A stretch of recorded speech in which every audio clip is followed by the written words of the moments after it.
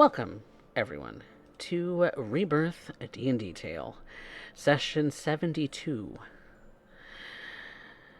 The Lucky Sevens had the opportunity to meet a friend of Professor Cypher, another professor who is typically in the country of Uct at the university there, by the name of Wickerbottom.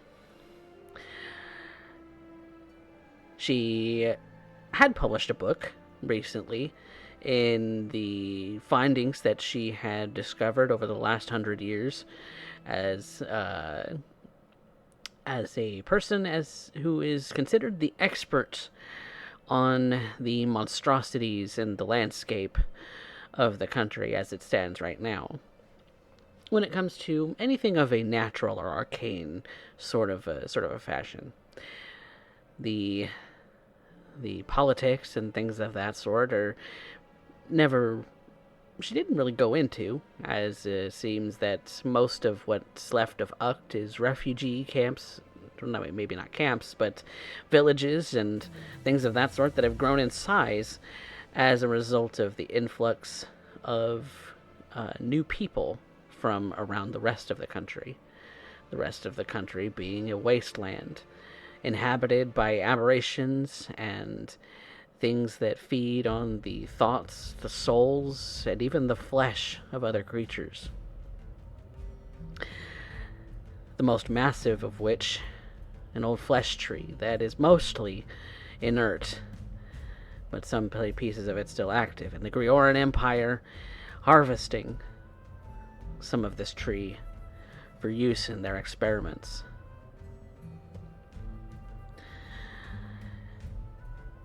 So,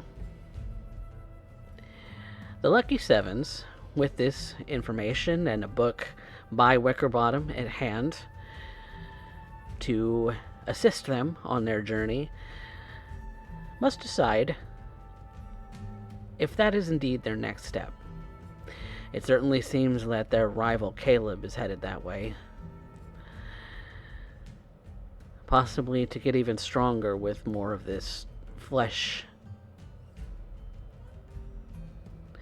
as when they saw him last, he was absorbing specimens back at the Colcaster lab. And so, with that being said, Lucky Sevens, what is it that you wish to do?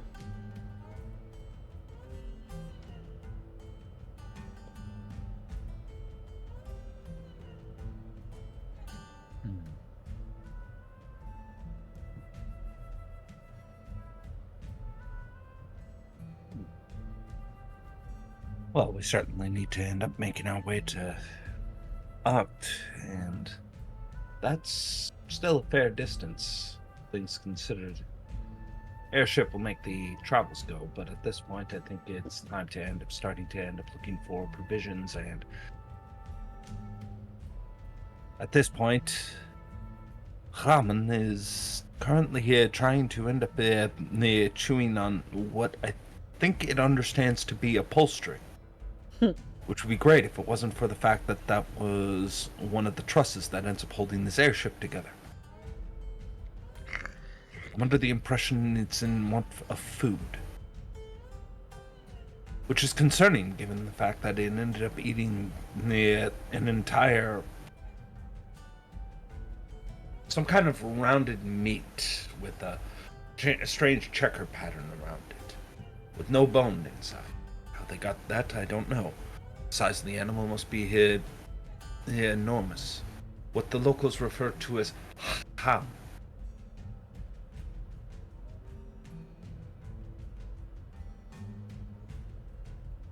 I'm not sure I caught that. What was it again?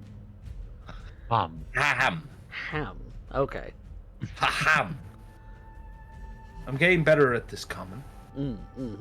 It is indeed very, very delicate language. You must pronounce things in a very specific way. Why can't things be as simple as deep speech? I don't know. Right.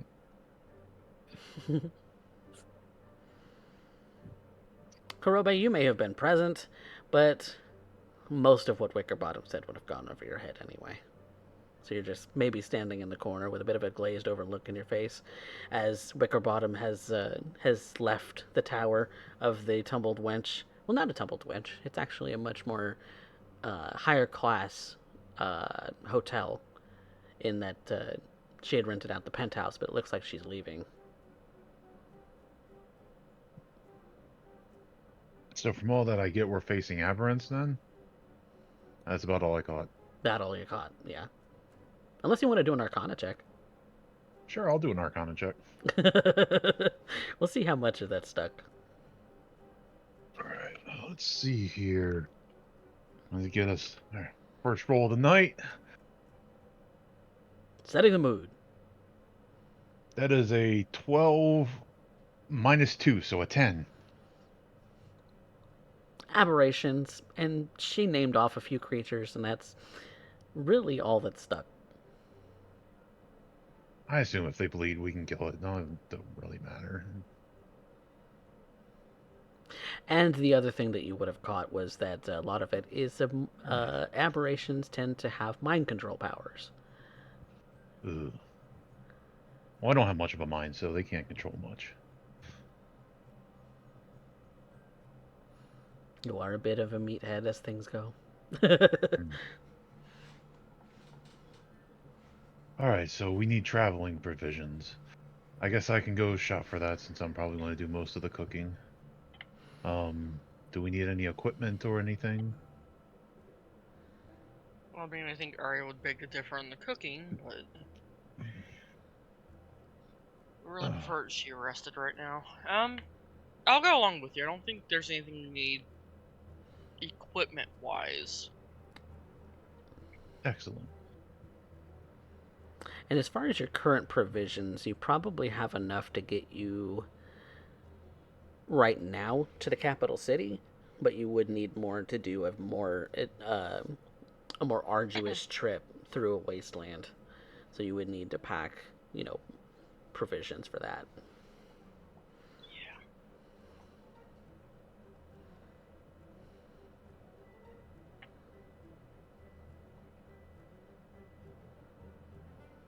Yeah, I'll get out my bag of colding and or chest of preserving, and I'll go and I'll get all the provisions that we need. Okay, so getting the food, the water, and I have water covered. You have water covered. Okay. What's covered? What's covered water? I still have cubes from when we were crossing the desert that from the dust of Dust of dryness. Okay. I have plenty of water. Okay, so you still have several of those dust pellets. Yeah. And so long as you have a container to put it in, I think. How many pellets do you have left? Let me look. I know I have them written down. I have 3 pellets of water. And how much does each pellet create? It's like a 5 by 5 foot cube of water. 5 by 5. Okay, so or that's something like that. Let me look. I'll look up the exact amount. Because once you use the cube and you don't have a container to contain that 5 foot by 5 foot cube, a lot of that gets wasted.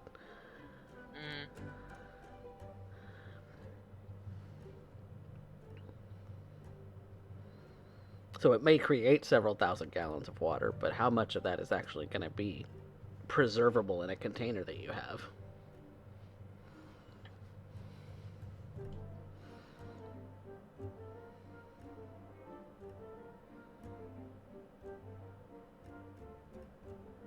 I'm sorry, it's 15 foot on each side of a cube of water. Okay, so 15 by 15. A lot of that would get wasted if you don't have a container that big.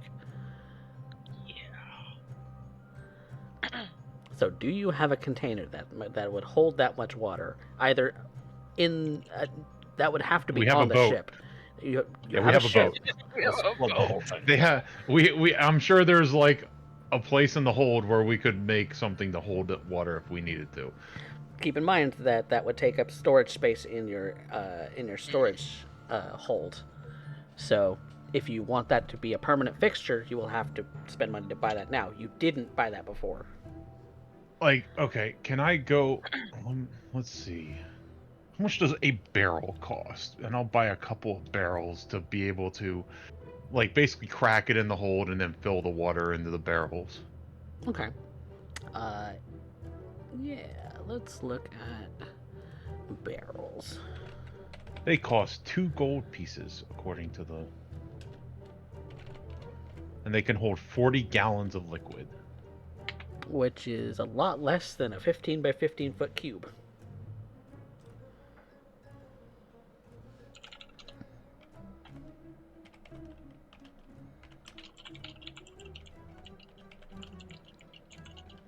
A 15-foot cube of water would be 112 gallons. Okay. So if you had 3 barrels and you cracked it open over those barrels, I would say that you would lose 15 gallons of that. That's acceptable. So you would have a pellet would fill. Let's see, is that 2.5, almost 3 barrels total, 2.5 ish? It's almost 3. Almost 3. Yeah. So almost 3 1.8. barrels. All right.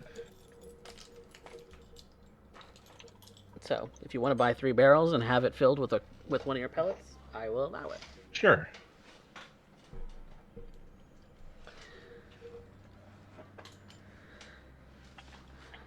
And keep in mind, you only have 3 pellets. So.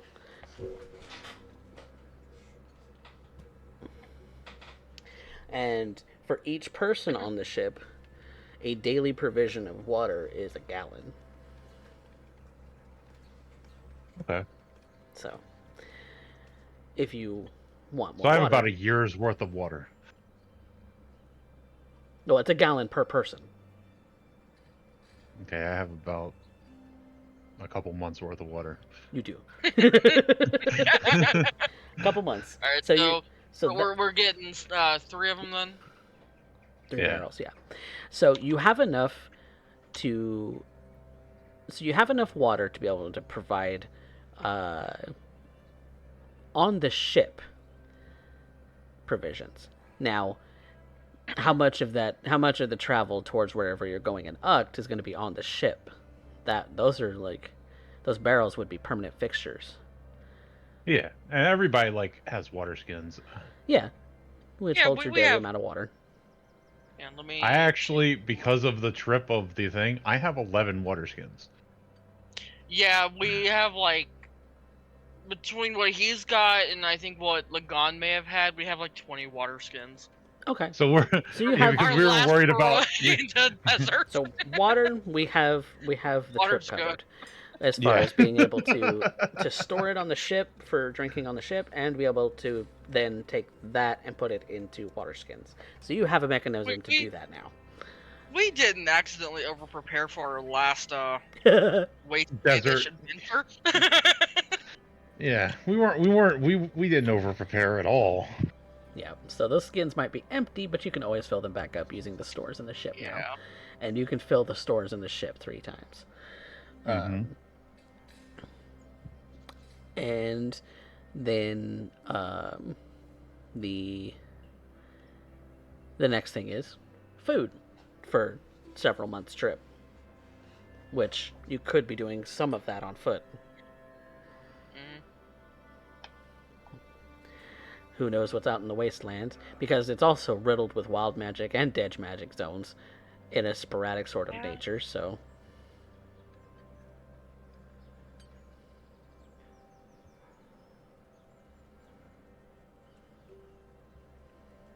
how much Oh, we food do do you have have on you total right now?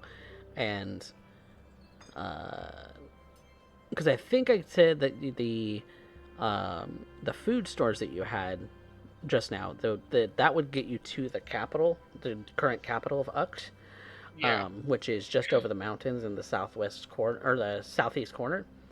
But you would need enough to make a foot trip journey back and forth to the center of the country, basically. So that is, let me look at my map here of that, because that's going to be a several 100-mile trip. Yeah. Several hundred one way, and then several hundred the back. That usually takes, like, if it was just like a straight shot, that would probably be like several months trip on its own. So Chew on the cable. Rations are usually how much per day? Because I'm just gonna make it a I big want round. to say a gold. A gold per day? Or half a gold, or maybe No, it's 5 silver per day. 5 silver. Yeah, it's half a gold. So 5 silver per day. So if you're wanting to do, we're gonna call it 90 days worth of food per person. Let's calculate that really quick, and then we'll just say that you have enough for the full trip. So that'd be 5 per day times 90 days, and then it's times 8 because you also have animals. Yeah. So 8. 3,600 silver. 3,600 silver, which you divide that in half, is 1,800 gold. Okay. So 1,800 gold will cover your trip from the capital of Uct to the center of the country and back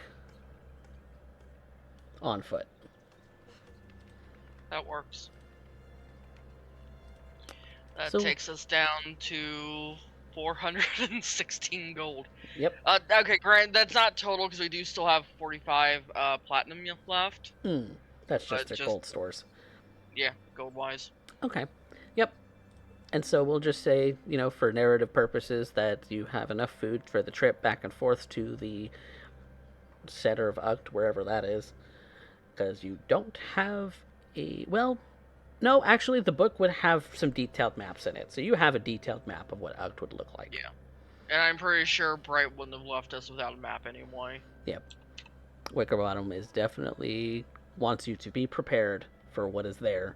Because even some of the most powerful wizards that come out of the college in Uct, even they struggle with some of the aberrations that have plagued the land. So Yeah. it would be an extremely lucrative business for a monster hunter of a very powerful caliber, if it wasn't for the fact that the country has no money.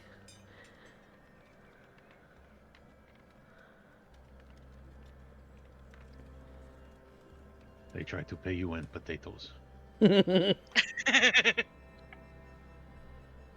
Still recovering, obviously, but still a lot of things are very much supported by the Grioran Empire. The fact that they're even, paying for things across the mountains is even boggles some minds. But you have provisions, so what do you do next?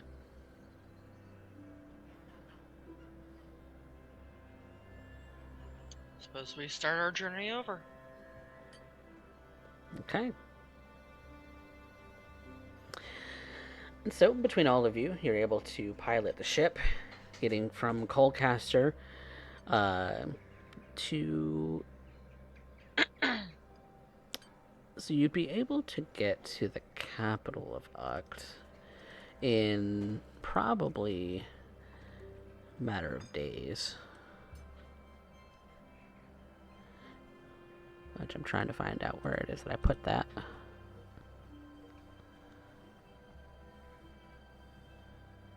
Oh, not the southeastern corner. It's the southwestern corner of Uct. That's where most of the villages and the capital is. And so traveling that distance is several hundred miles as well.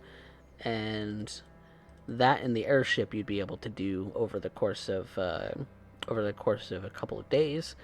You can land in the river as they don't have an airship dock. That's fine. Could we technically just drop an anchor and float there and climb down on a ladder? If you wanted to Like- run out of fuel. Oh, is there actually fuel? Okay. Well, it's a recharge period. It's not necessarily Yeah. fuel. You do have Okay, to stop I the didn't know. ship to I didn't know how. recharge. It's okay. I didn't man. know that. I know how these things operate.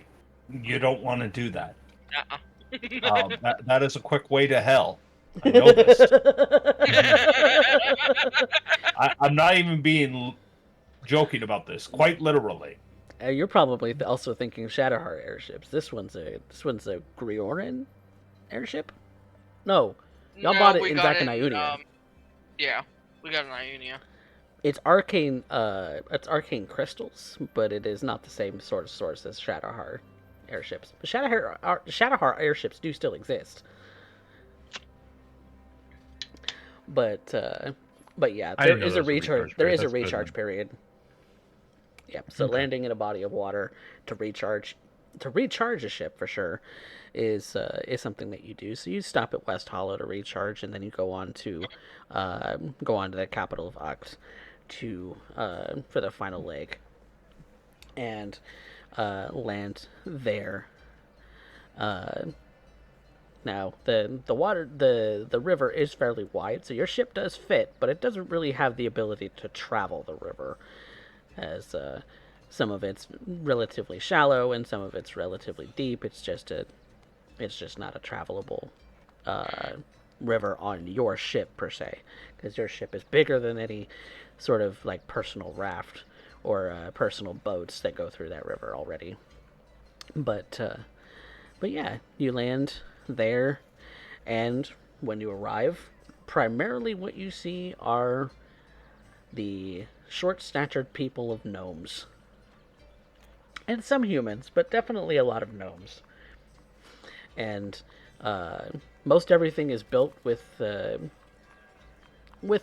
some adaptations for the taller folk, but the primarily what you see is things of a very short nature.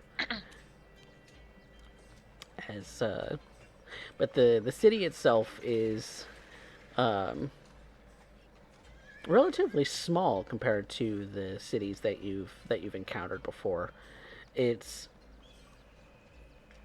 really only considered a city because it is the capital, but otherwise what you see is there are buildings built into the trees of the forest.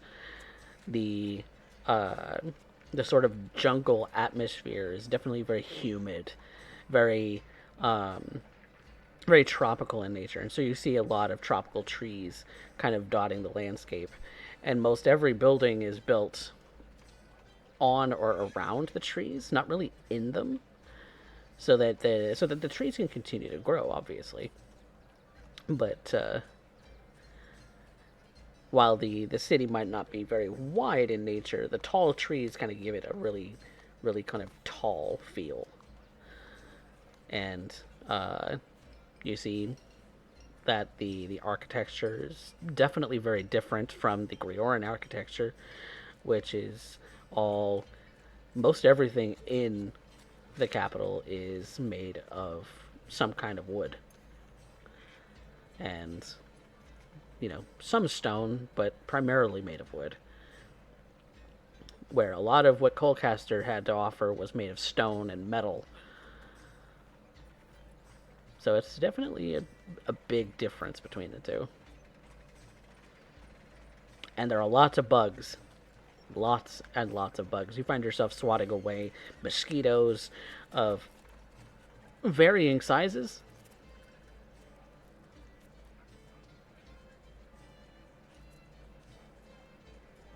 So that is the feel that you get from the capital of Uct.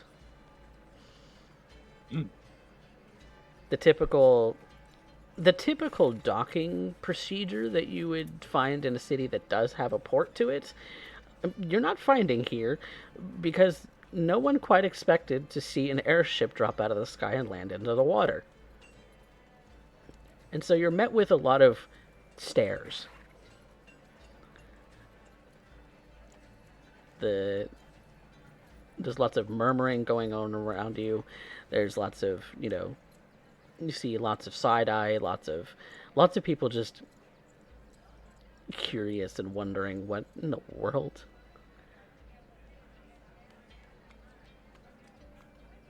Well, seems like we made quite an entrance.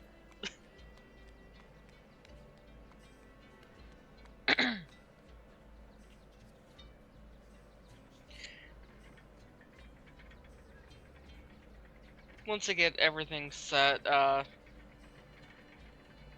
Vanya's gonna start making her way to see if there's any kind of like inn or tavern.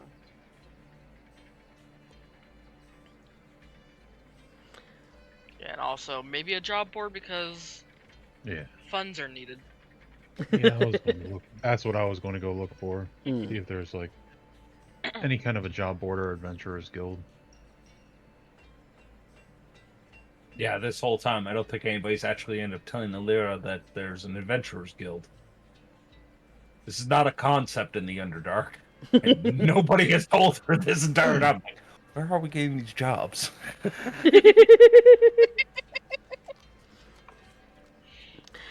In asking around about a job board, they tell you that there's not really much of an adventurers guild out this way. If you want to talk about that kind of thing, you would speak to the mayor. Okay, I'll go Tim speak to the Michelle. mayor.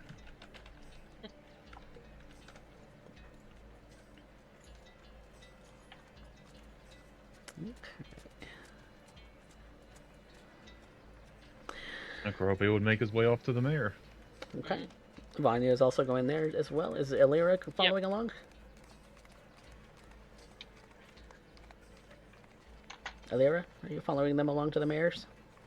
Why not? I have no idea. The mayor is some title inevitably get, perhaps like a lesser lady of the court or something like that. Something to that effect.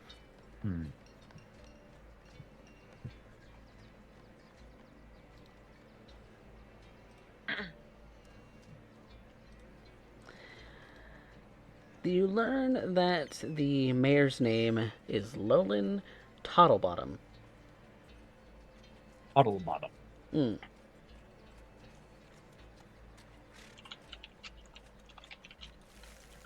I've been trying to keep a straight face and not make Endor jokes, and you come up with a name called Tottlebottom. Really? I was like, I will not make an Ewok joke. I will not make an Ewok joke. Would you put that into chat, please? Yes, I will make So we don't forget it. I will make it visible to all players in Roll20 and give you the name in our super secret chat room. So,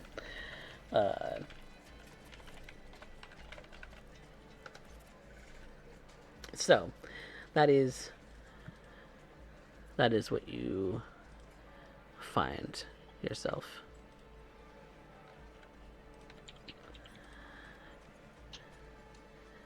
So you're going to the mayor's office? Yep. Okay. Well, let's see if I can find an appropriate backdrop for this. Sure, we'll use this one.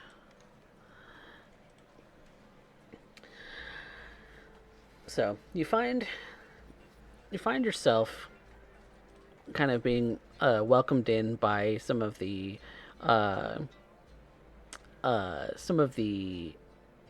staff of the it seems like this is the city center office, kind of a general place where you come to do just about anything to do with the city, and the mayor's office is part of that, and so you're escorted by one of the gnomes there. She has relatively short, sort of bright yellow hair, not blonde, not gold, but yellow.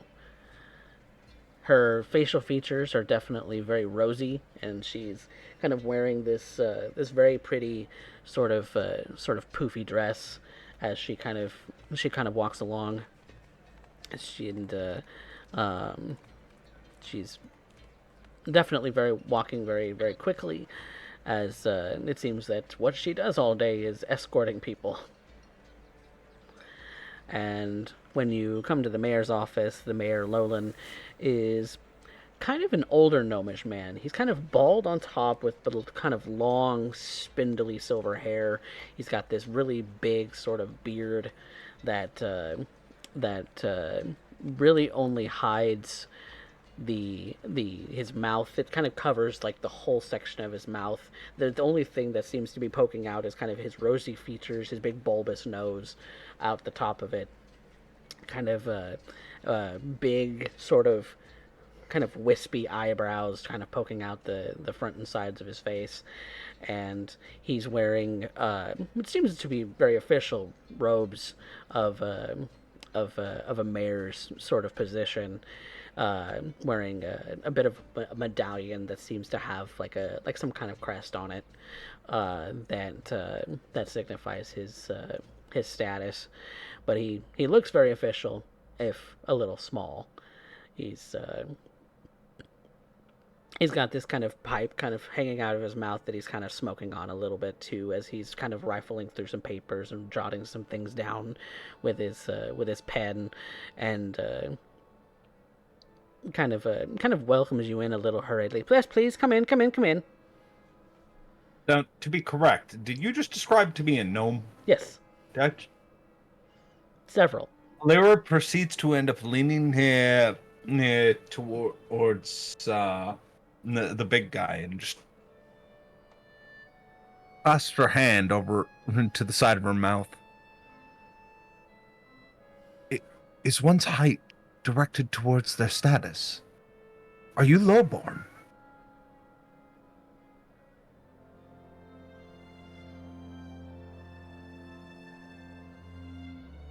It seems to be a recurring theme.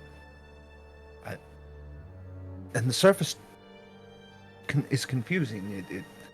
The smaller a person is, the more status they accrue. How does that work with your babes or your eggs?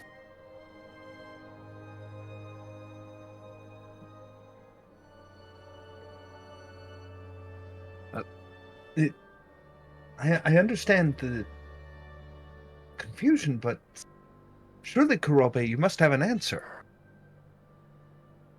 I just got internet back, but I heard part of You that. heard that.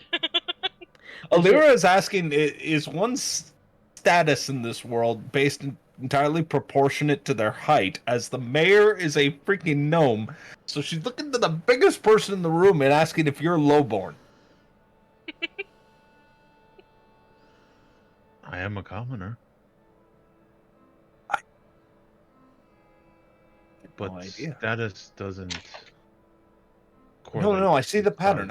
I'm not son dunce. That is how you pronounce it, right? Dunce? Dunce.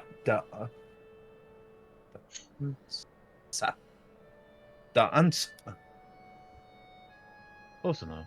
The mayor I'm hasn't even assuming- looked up from his papers just yet. I'm just assuming Vanya's listening to this, just giggling to herself. What is it? What is you? What do? What? What do? Who are you? We, sir, are the Lucky Sevens. We're here just inquiring about potential jobs, maybe monster hunts, things you need taken care of.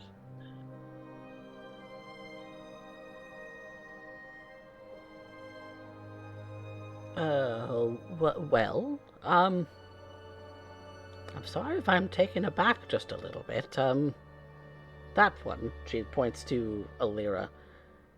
Are you of Smurf Neblin? Do what now? Smurf Neblin.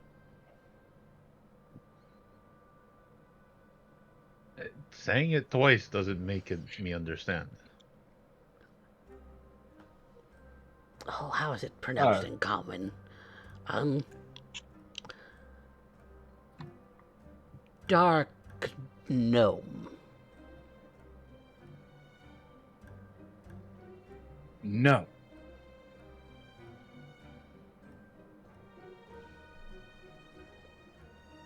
We're a little ways deeper.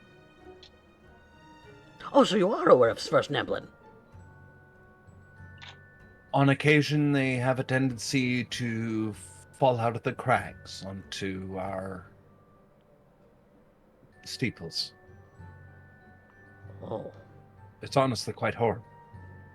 It's just, you could be walking the markets and suddenly there might be a tremor, and at that point everybody takes cover as there's falling Smurfneblins everywhere. oh, so you're Just related. falling. You're related to them. Oh, I never knew that the Svirfneblin actually crossed with elves. I That is a new discovery. Not a discovery, hypothesis. That's what they call it, right? Hypothesis, You are the first cross between a Svirfneblin and an elf that I have ever seen before, and it is truly I am magnificent. But both of my parents looked very akin to myself. Oh. Where are you from, then, if you're not from Uct? Deeper. Deeper. She I'll just stamps point foot on the down. foot.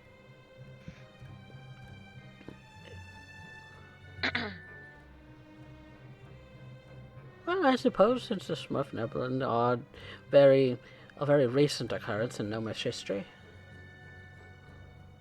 Bonnie is going to pause for a moment. Like, deeper under Ionia, not under Uct. Oh. Oh.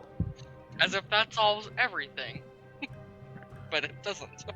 Yeah, I don't think she's related to Smurfs. What's a Smurf? Svirf. I imagine she's just at the same time as the mayor. What's a Smurf? Svirfneblin. Svirfneblin. Dark gnomes, if you must, in common, as the gnomish tongue is definitely very difficult for those of your stature. Okay, dark gnomes. I admit it is. I tried to learn Gnomish. Never could get the hang of it. I'm barely keeping up in Elvish now. You'll get there. To answer your question about adventuring parties and guilds and things of that sort, yeah, well, yes, there's lots of things that could be dealt with by a capable band of individuals. However, well, it's not exactly a lucrative business, as well, there's not a whole lot that I could spare from the city to be able to pay you. Are you able to round up provisions? Yeah, provisions and board we could work that off for the time we stay here. So tell me exactly what brings you to act as adventurers. Two things. One, we are tracking someone, and for the safety of all, I shall not mention him. Secondly, Good luck with that in this jungle. we have somewhat of a mutual acquaintance who knows a Professor Wickerbottom, Oh, who pointed us in this direction. I know Professor Wickerbottom. Yes, it was one of the acquaintances that we know between her that introduced us to her and therefore pointed us in this direction. She's actually a fabulous teacher at the university. She's been teaching, oh goodness, for 120, 150 years? I lose track of time. But she's been teaching there ever since, and she's very, very virulent for a halfling. Very long-lived. Virulent. Never. You mean contagious? Well, yes. Huh. The I she's done a lot for the university, helping young wizards to be the brightest and best of their ability for, like I said, the better part of 100 years or more, and well, she's a very, very wonderful asset to all of us here in Uct. Impressive. Have you read her book? It's astonishing. I can't really read. Oh, you poor lad. How is it that you never came about learning to read? I never had a reason to. Oh, I was always busy doing something else. were you a farmhand? No. I was a adventurer for most of my life, and then I started a guild. Oh, no wonder you're looking for guilds. You're looking for something that actually is organized about that sort of thing. No, we don't have that here. Yes. That's why you were pointed to me, I suppose. I'm the only person who has the full idea of the financials of the whole of the country as it stands now, as I suppose I am the president. Carry a lot of titles. Oh well, yes, it's important to carry your titles with dignity.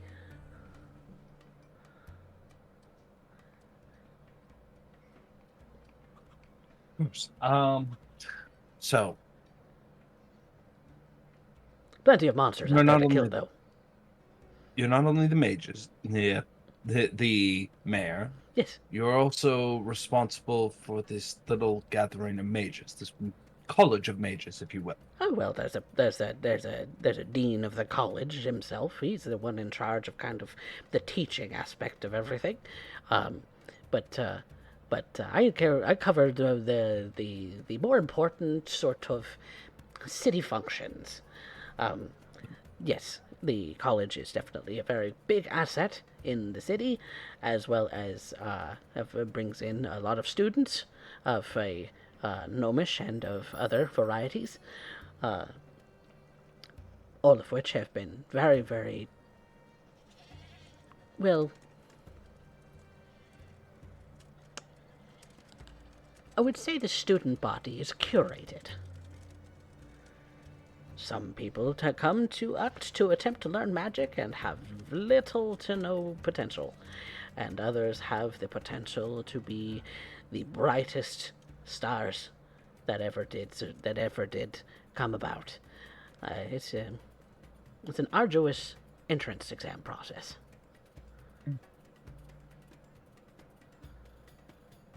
Very well then. So what exactly would our role be in this?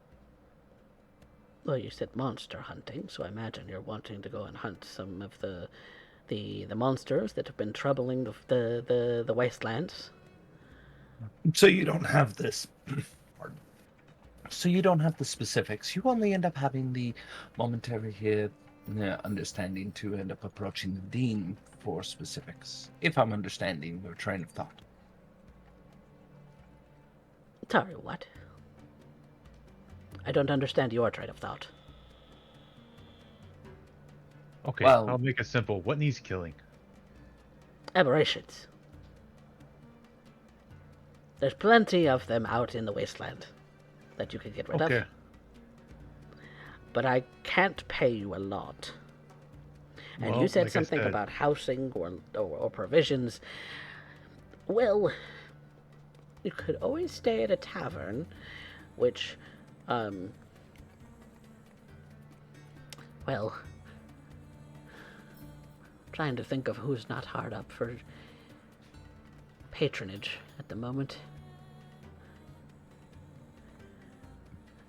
You see, the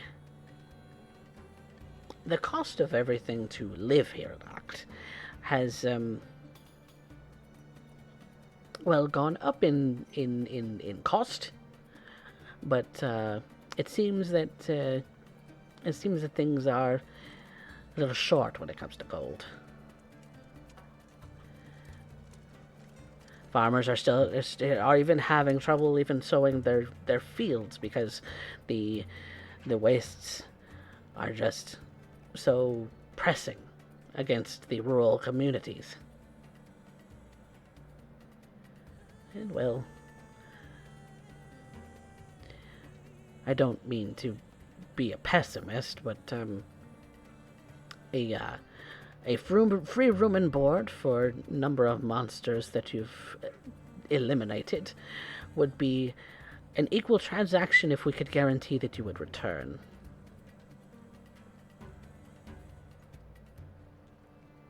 Okay, well, if we don't return, there's no skin off your ass.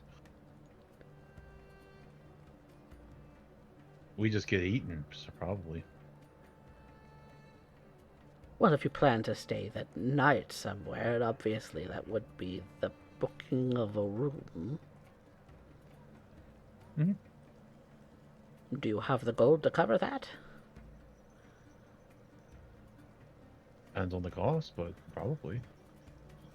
We're here to assist. I may not look it because I'm old, but we're actually quite strong. There have been many that have gone quite strong out in the wastes and never came back. People that the good people of Oct have lost. And we may be long-lived, but, well, if you must know, the idea of having children in Uct at all is not in anybody's near future. Mm-hmm. Most young people are wanting to leave. Has been that way for 100 years. I don't blame them. What little fortifications we have are all that we can supply, and it's even remarkable that we have them. If it weren't for the Grioran Empire, we'd be dead. In a sort, we're annexed. I'm sorry to hear that. No, it's no skin off your back. You have... you're foreigners. Doesn't mean that it doesn't suck, and that I don't feel bad. I wish I could do more. Well, unless you have, like, the infinite coffers of another country, I don't suppose you can.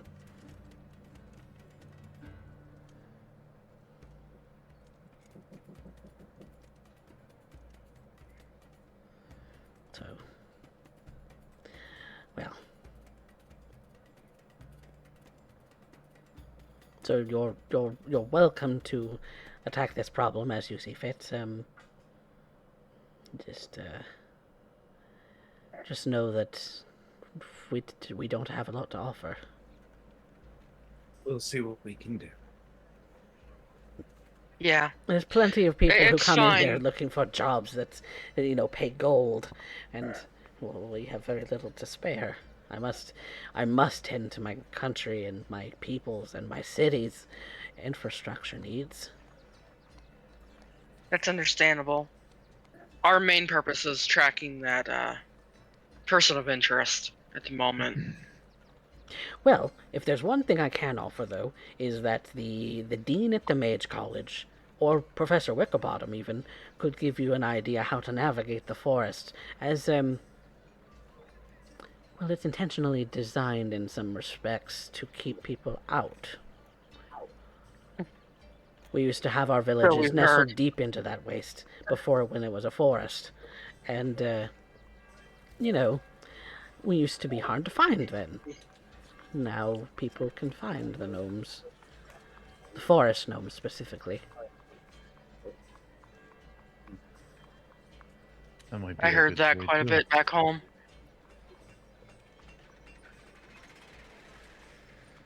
Yes, well, we do what we can. We do what we must. And if you insist on finding your chap, well, I can possibly make it easier for you by leading you in his direction. He could help you navigate some of the illusions that may still be kind of nestled in the trees in the wastelands, if they're not already gone.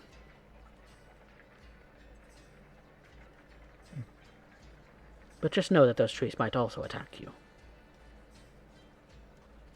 Nothing we're not used to. You've fought trees. Not trees, but certainly things that are probably a little bit different from the norm.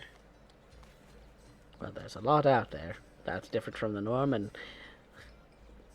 if you have read or even skimmed Professor Wickerbottom's book, you would know that there are lots of them. I think the last Fascinating to read that.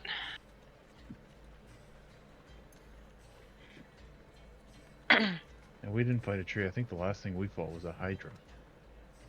Oh. Now Yeah, that was a fight. that is a monster that does not want to die. That it does not go down easily. No, it doesn't, and we've still taken one down. So That's certainly very notable. we'll see what we're capable of here. I'm surprised the word about you hasn't gotten around more. Although, I haven't really spoken to many of a taller stature in quite some time. Well, except for my citizens, of course. That's probably why. We've gotten more well known in places like Ionia and the Greyoran Empire, and even as far across the world as Argyll. That is a long ways away.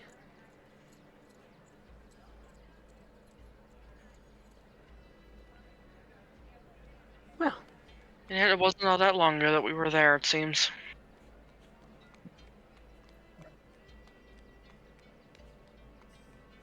our travel between... Travel is weird, depending on who you are.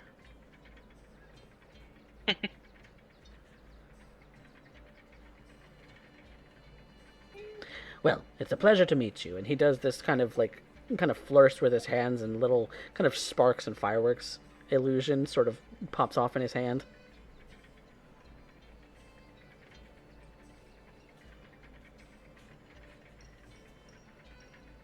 Pleasure to meet We'll be you. making our way over to the school then.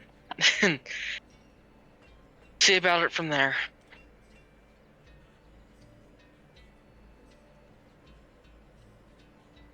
Yes, you'll be looking for Kelpus Darkstamp.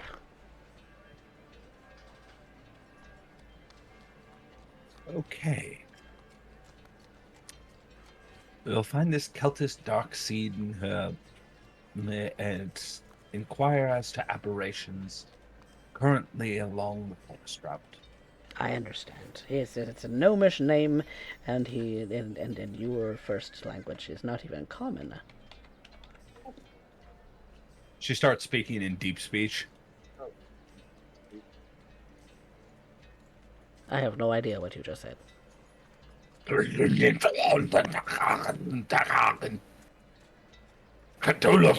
the only one. Trust me.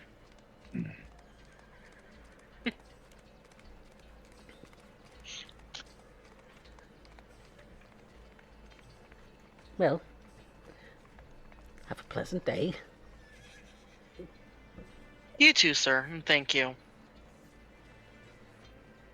He kind of gives a wave, those kind of illusory sparks kind of going off in his hands again.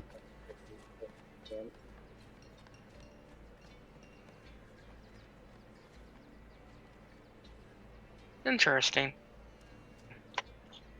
You're so short.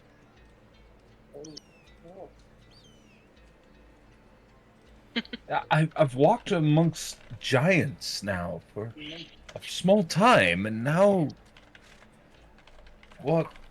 walking amongst individuals who are so short, and they're walking, not falling.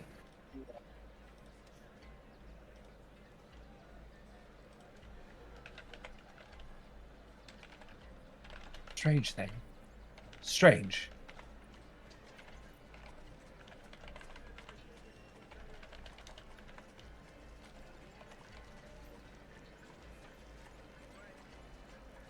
Well, you'll get used to it at some point.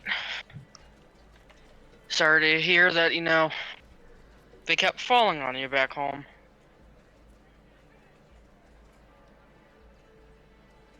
It's simply strange. They have a tendency to start burrowing and then building their entire infrastructure hanging off stalagmites.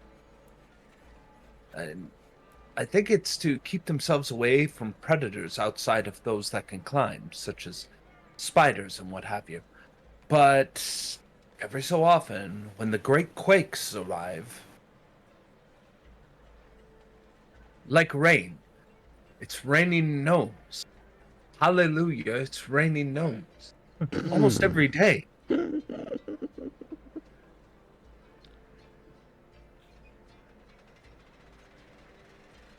That must be absolutely horrifying to witness.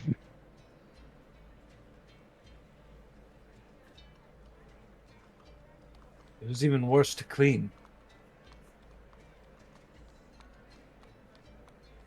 Oh, I bet. But we must make our travels at this point.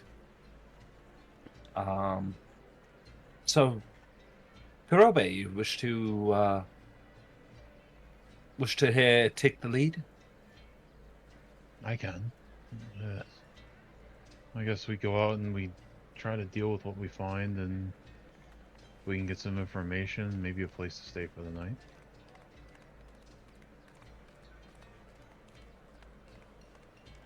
Well, if anything, we can always just stay back on the ship for a night or two. That's true.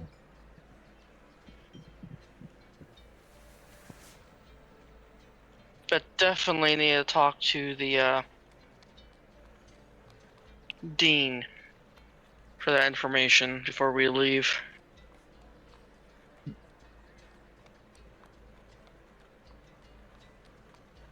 We can do that. Yep. And so probably with that, start making our way over to the university. Okay. And as you're walking along this sort of forest ground sort of streets of the capital city, you find that most of what you're seeing is, the sort of rosy cheek, sort of pink complexion of the forest gnomes. But occasionally, you do see a gnome that kind of looks similar in complexion to a Lyra. Very kind of onyx colored skin, silverish hair. They're kind of few and far between, but you do see a few of them.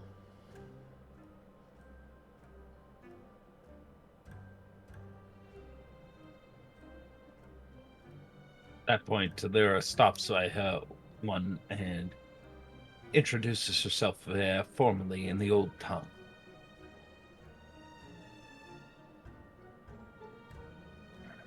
Left her here curiosity if they even understand the language. For all she knows, they are surface dwellers through and through. Did I get disconnected? No, you're good. Oh. You get a reply that's kind of a mixture of undercommon and gnomish. So you understand part of it, and you understand very little of the other part. I understand both halves due to the helm, but I'm acknowledging that I'm getting effectively a mixed dialect. Yes, kind of like how some places in the world have a very very combined language, like Spanglish. Yes, fuck. Got it. I was thinking like Creole and French. Something to that effect, yeah. Where It's definitely got its individual markers of different languages, but you definitely understand that it is both Undercommon and Gnomish at the same time.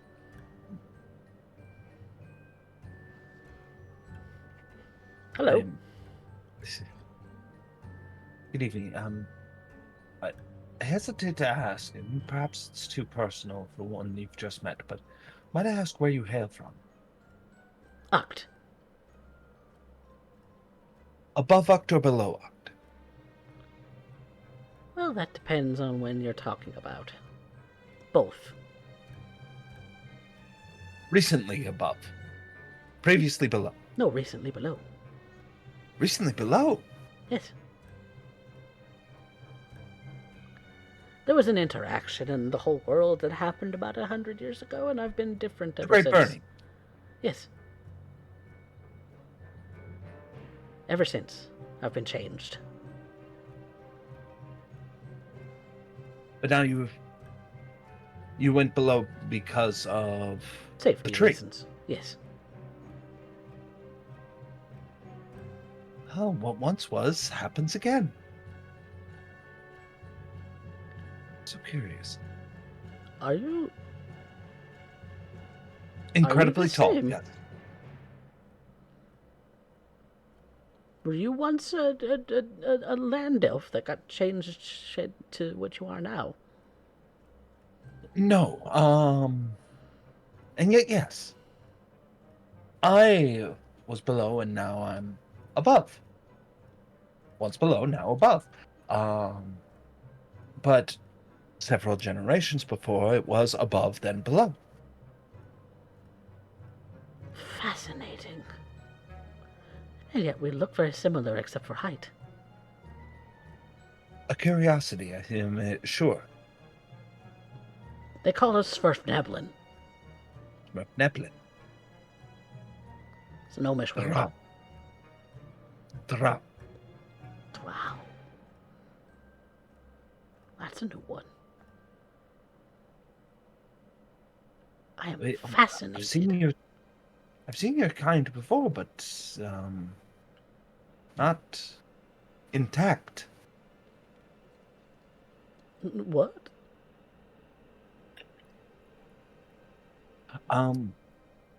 As you call them, Smurfneblin, we refer to them as the Rain People. The rain people? Build great portions on stalagmites deep below. We live below them, but when the Great Shaking happens, some unfortunate souls stumble off their trusses and proceed to find their way into our cities at great velocities. How horrid. Truly, I've never had the opportunity to actually speak to one. What language is this going on in? At this point, I don't even think Alira knows. It's probably a combination of Undercommon, Elvish, Gnomish, and some form of moments where it's just enough common for you to know that whatever they're discussing is absolutely horrid. Yeah, it's mostly in common. There's some bits in Gnomish and in Undercommon combined. We should probably preface this with the fact that she comes from below Ionia and not Uct. Wait, there are dark gnomes in other countries? Much as there's elves in other countries. Of that, I am not so certain about the Dark Gnomes, as we never got to see them when we visited her home. It wasn't raining. That's a horrible image. I have other things to tend to. I'm incredibly busy. I'm so sorry. And he starts to walk away. Savanya, was it something I said? Perhaps you should not mention that the deep gnomes you know of. But they're rain people. Yeah, you shouldn't mention that. That can horrify people. What a... Very well, then. Don't mention the rain people. You see her eyeballing somebody, some other smart Nevlin currently walking around, walking around the corner.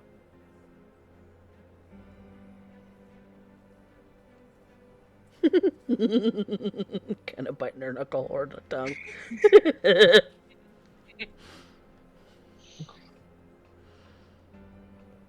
I'd never known them to be this lively. Of course they're not lively where you come from. They've hit the ground. Probably Not splattered always. all over the place. Sometimes they impale themselves upon the steeples. Fair enough. I've had, But you've seen them as a after. young girl, I had to end up climbing upon the Church of Loth itself in order to end up scrubbing the second steeple. Her remains were up a shaft that was 20 feet long. There was no ladder to place it upon. I had to climb it. My hands all slick with blood and gore and the remains. Just to end up having to lift the carcass up above? It was interweaved between the realms. What were we supposed to do? Desecrate the corpse and cut it? Oh, no. So I had to end up lifting the whole bit. That's the closest memory I have. Also, my fondest memory as a child, which should be left into question. I question the things you tell me every day.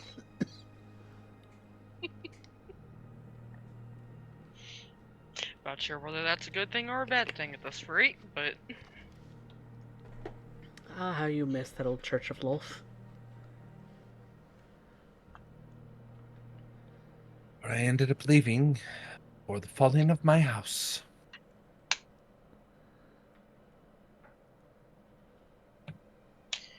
anyway, from what we have been told between Professor Blickerbottom and Professor Cypher,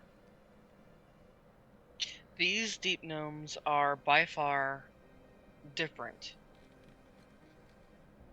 Because just as you were born under the ground in Ionia, these were born here, above ground, and something transformed them. So they're not like the ones you knew back home, despite, never having met a lively one back home. I'm curious if he's right. But if that's the case, then some of my ancestors mate with gnomes?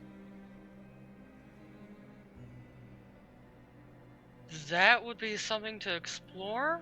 No, But no, I it wouldn't. think That would be horrid to end up considering. I think you might be a little bit shorter if that was the case. I'm shorter than than the two of you. I'm a giant simply compared to the Smurf Lebanon walking about our feet. Fair. Alira's like, what, 5'7"? Yeah. Still tall, but that's tall by drow standards. There's plenty of explanations for it. I don't think they necessarily crossed with gnomes. Well, who's to say? You're walking and talking as you're making your way towards the university, which is probably housed in one of the bigger trees of the forest nearby to this city. The kind of towers that you would expect made of stone you don't see here. You instead see spiraling staircases around trees with lodgings and other buildings and things just kind of floating in the trees a little bit. Very similar to how Kinwin's tribe, even though it was, less refined buildings, but they would still make their homes in trees.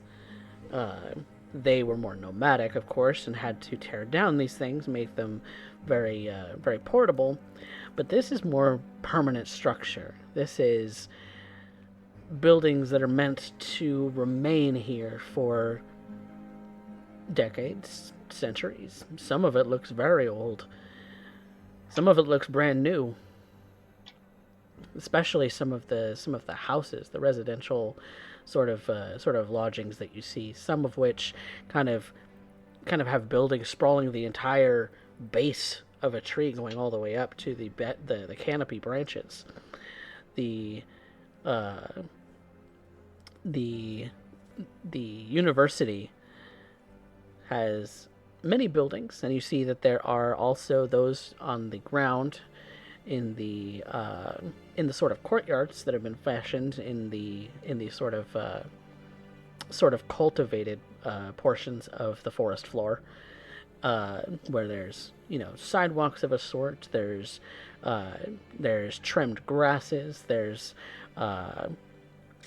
flower beds of all sorts of different kinds of flowers. But the air itself, in a way, feels very magical to those of you with a magical sense, very arcane in a fashion.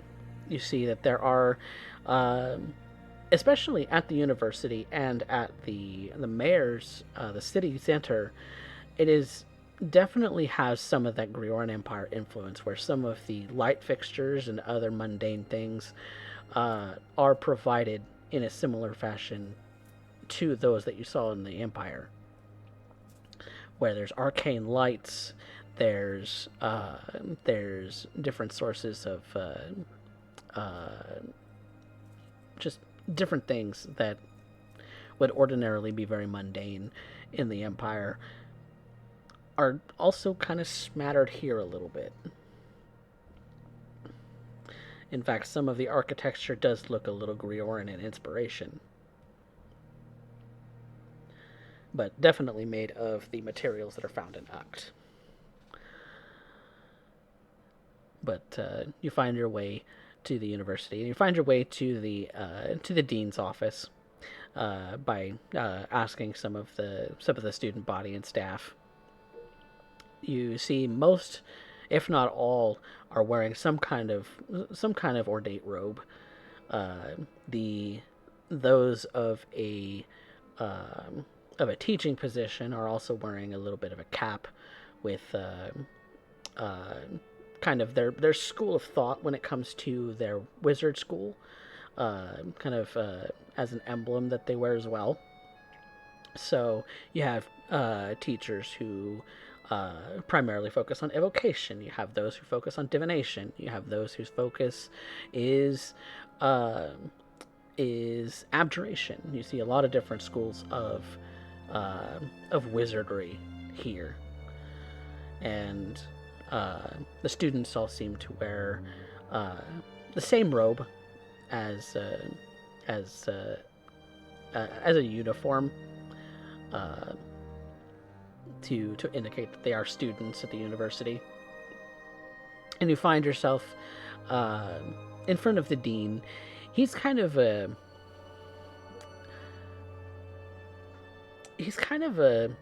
taller gnome than most by the standard that you've seen so far.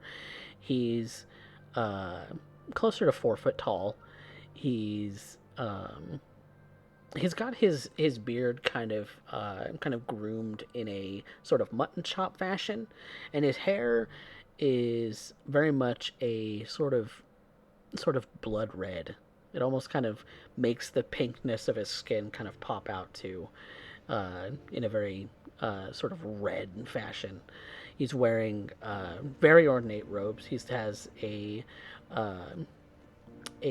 sort of big sort of hat that kind of indicates that he is the master of the school, and as headmaster, the dean of the school as a whole has a lot of duties that he also has to attend to. So the fact that he's even making a little bit of time to see you is remarkable by some of the other some of the other staff members mention.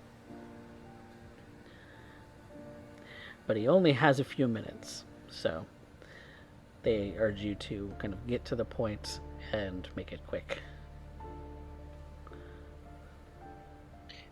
Mayor Tattlebottom sent us your way in hopes of getting more information about the illusions and charms that are still potentially over the forest. Ah, yes. I believe yes, he did send a message saying that you would be on your way. That is why I have these few minutes that we may speak. As far as the illusions in the forest, many of those have been there for decades, if not centuries. So the only hope that you have maybe is to disable them temporarily. They will go right back to going active after a time. But using some kind of dispel should be able to get them to go down, at least for a brief moment. So if you have those at your disposal, you would likely be able to navigate the mazes, as it were, much more easily. And if we do not, is it possible to buy such things on spell scrolls here? Well, yes. A dispel scroll. Right now would cost you about 1,000 gold.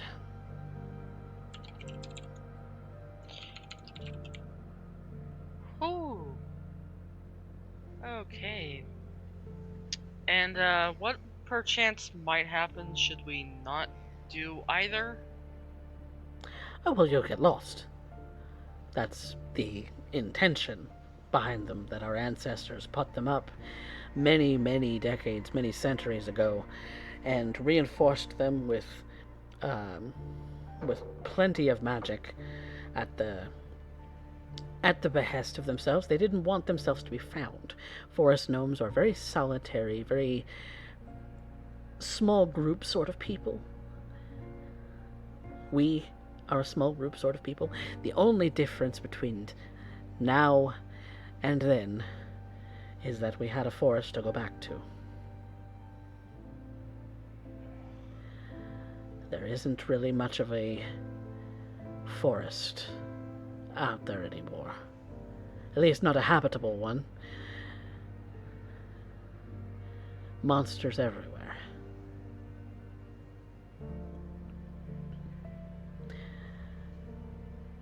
We have done a lot of research here at this university to be able to discover what these creatures are, discover what they may be susceptible to, and how we might deal with them in the grander scheme of things, but it does seem that they are multiplying,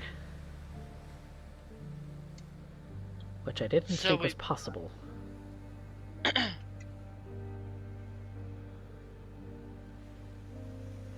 So, out of character, to get to the tree we need to get to, we'd have to go through that forest? Yes. Okay. While it might be sort of a deserted sort of wasteland inhabited by aberrations, there are still trees. They may be a little bit more on the sort of wilted or half-dead sort of state, as in some cases the land itself has been sucked of all, life energy, especially as you get closer towards the center, where the old capital used to be. He would explain to you as well. Okay. So there may be also ruins out there too that other creatures of a deadly sort could be hiding in as well. So illusions in the forest, deadly creatures, mind control. Those of an elvish nature are more susceptible to this control. Hmm. More susceptible than usual. Yeah.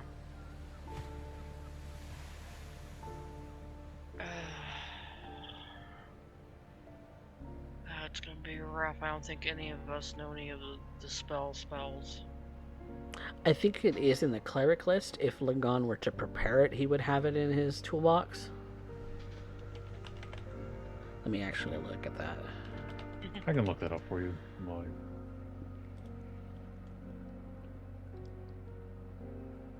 Yes, it is on the cleric list. It is also on the druid list. So, Okay. so Lagon and Alira would have it preparable. If you wanted to take it as a bard at the level that you can, it would be a bard spell as well, and Yep. sorcerers have it in their spell list as well. So Arya could also take it at a new level, should you decide to wait till then. But it is preparable by clerics and druids.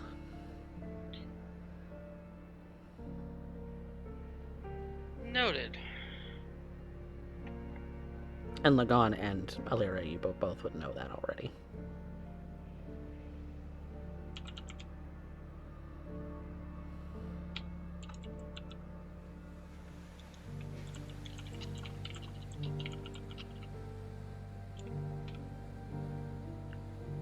Okay. That leaves us a lot of things to consider and go over then.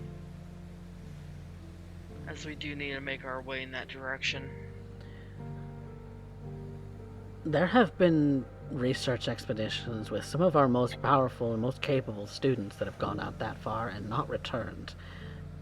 So, just... if you plan on going out there, go prepared. Well, the last time we had such an adventure, we over-prepared, so... You can never be too careful. Exactly. And we've been known to do the impossible. Of sorts. Ah, yes, I believe you're called the Lucky Sevens. Mm-hmm. The Lucky Sevens, indeed. Well, here's hoping that luck is on your side, as, the forest was tricky to navigate even before the illusions, I'm sure. And when our ancestors put those illusions up to trick others into getting lost when trying to find a gnomish village, well... that just makes things even more treacherous.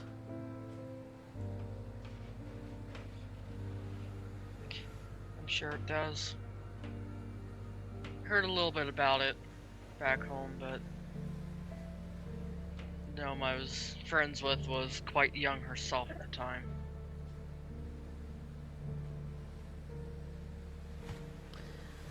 Yes, some of the oldest remember it all.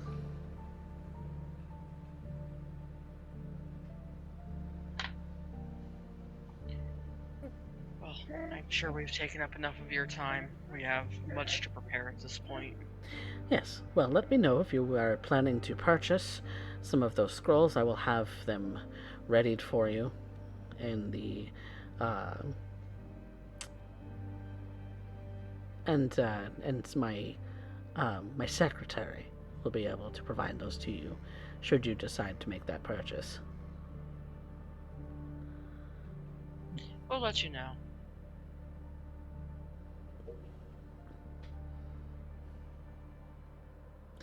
Safe travels, and don't get lost. No intention of it.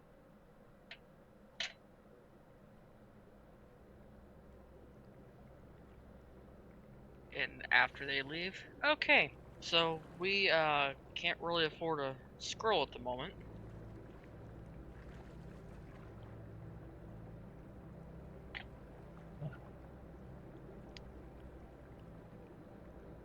So, Alira, I'm hoping you can at least help us with that portion. Spelling? Certainly. Everything else? We will see. Excellent. Then why don't we grab what we need and set off in the morning? Which I think is a good spot for us to take a quick break. So we'll be right back, everyone, with more Rebirth.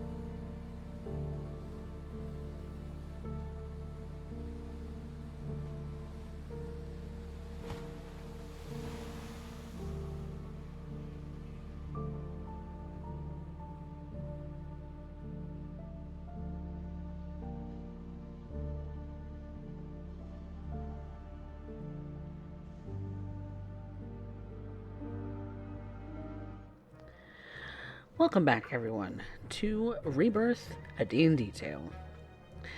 Where we had left off, our three adventurers of the Lucky Sevens had spoken with the mayor and president of the country of Uct, and also the headmaster dean of the College of Wizardry here in the capital city.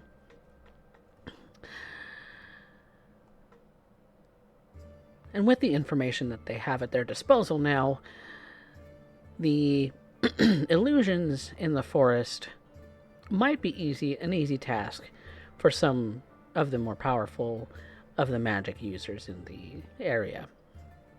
So, with knowing that this dispel is a part of Alira and Lagon's repertoire, as something that they could prepare for the day,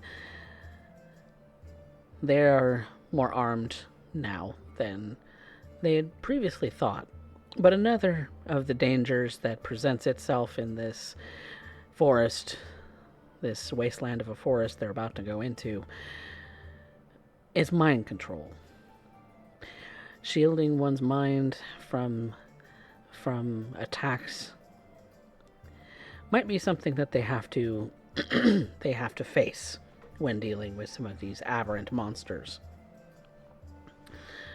And so, after having done some preparations and settling themselves in at the nearest, I believe you said you were staying at a tavern, or were you staying on the ship for sleep? I think it'd just be us staying on the ship for a night. Okay. And so were you wanting to take the other three with you as part of your group, or were you just kind of wanting to test the waters and come back with information? I say we test the waters and come back with information. Okay. See what's out there, see what you might see what you might face initially. Okay. So Arya, Lagon, and Kaz will stay behind on the ship and finish any preparations that they might need to do for for gathering supplies. As far as you may have paid for things, but they're doing what they can to gather these things. Yeah. And so they'll finish that up together while you all make your way outside the city in order to make your way towards maybe one of the other villages, or see what's going on towards the interior of the country. And so you make your way out into the jungle, and when you get past like the city sort of line is where the jungle starts to get really thick with underbrush, thick with trees, thick with animals that are just making riots of sounds. You hear all sorts of birds, you hear all sorts of critters, you hear all sorts of different kinds of animals going about their daily business as one would after having woken up with your long rest. And so there is a bit of a trail going through the forest towards the other villages of the region. But you also do notice that some of these roads tend to fork. And so when you come to a fork in the road, what do you do?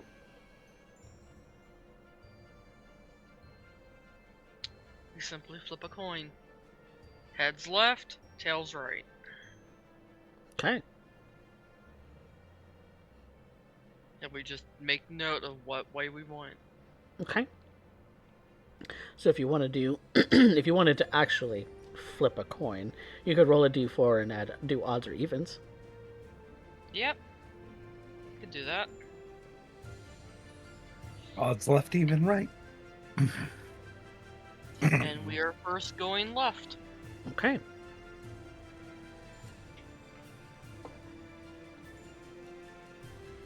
Okay. Seems like a good good place to turn left. So you make your way down that section of road. Now keep in mind that there's no signage here. And you get the idea that this is on purpose. That that no signs means that it'll be much harder to find things like little villages, even some of the larger towns. The fact that they've even gotten to a town size in some cases is odd, because that's a recent development. And so, when when you reach yet another fork, what do? Going to the right. Okay, head right. Left, right. Okay, marching order so far.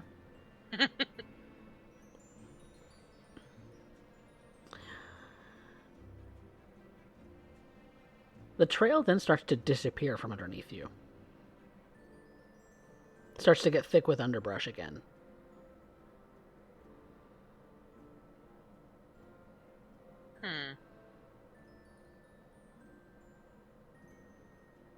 Let's go back a ways and see if the trail restarts or if we have to use the spell at this point. Make an Arcana check.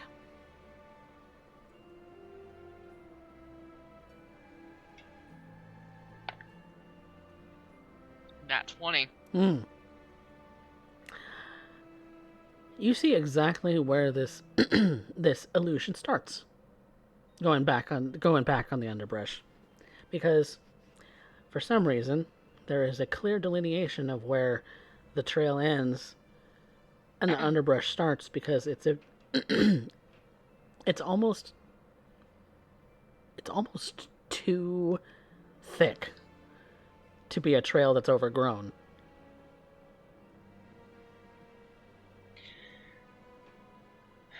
Alira, you're up. Very well then. I will end up casting Dispel Magic.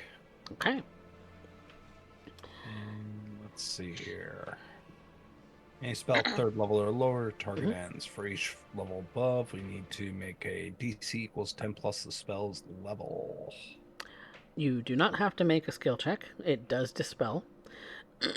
But you also do remember that the dean did say that it is not permanent. It will restart itself. So the illusion, as you can see through it now, the path does continue to move forward, but it kind of does a little bit of swerving before getting back to a point where in the brush that becomes more stable. It kind of follows this sort of very short but very abrupt cliffside that if you had walked deeper into this illusion, you might have fallen into what looks like what would have looked like thick underbrush and topsoil, but would have actually been more of a drop to your death. Okay. We need to be careful. More careful than usual. All we can be grateful we were warned. Still. As you peer over Carrying the on. edge, there is definitely some thick underbrush down there, and you get the sense that there might even be an animal den. Who knows how many fell victim to this particular trap? I hate to think about it. One moment. And I am going to end up transforming into a bird using Wild Shape. Okay, wild shaping into a bird. Yep. And, well, you say it yourself. Who knows how many people did? Well, I don't know how many people did, but I know what they left behind. Bones?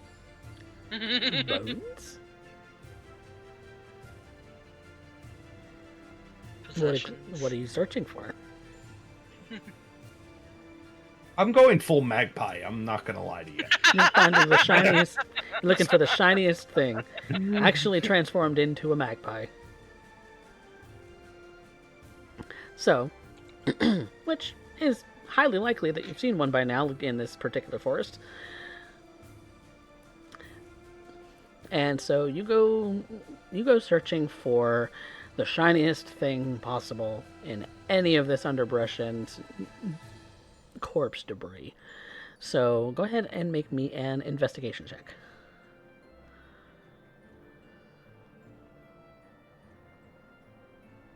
That's a 2. Nothing shiny's left. All bones, all underbrush. Maybe even some leathery looking meats. But it definitely looks like these bones have been gnarled by some kind of creature. Alright, I'm flying back off. Rejoining the group. Transform back. This defeated look. I thought it was being clever.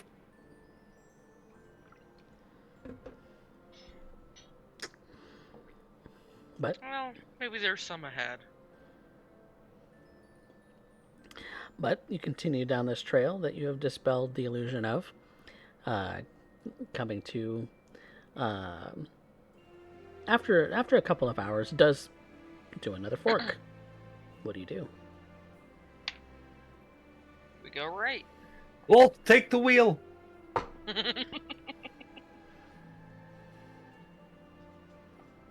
Okay. Make me a perception check. Vanya, make a perception check. Yeah. Yep. Okay. Yeah. Don't ask me to roll. 27. 27? Mm. Okay.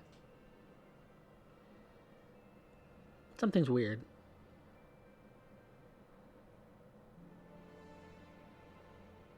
Something about the sounds that the creatures are making is weird.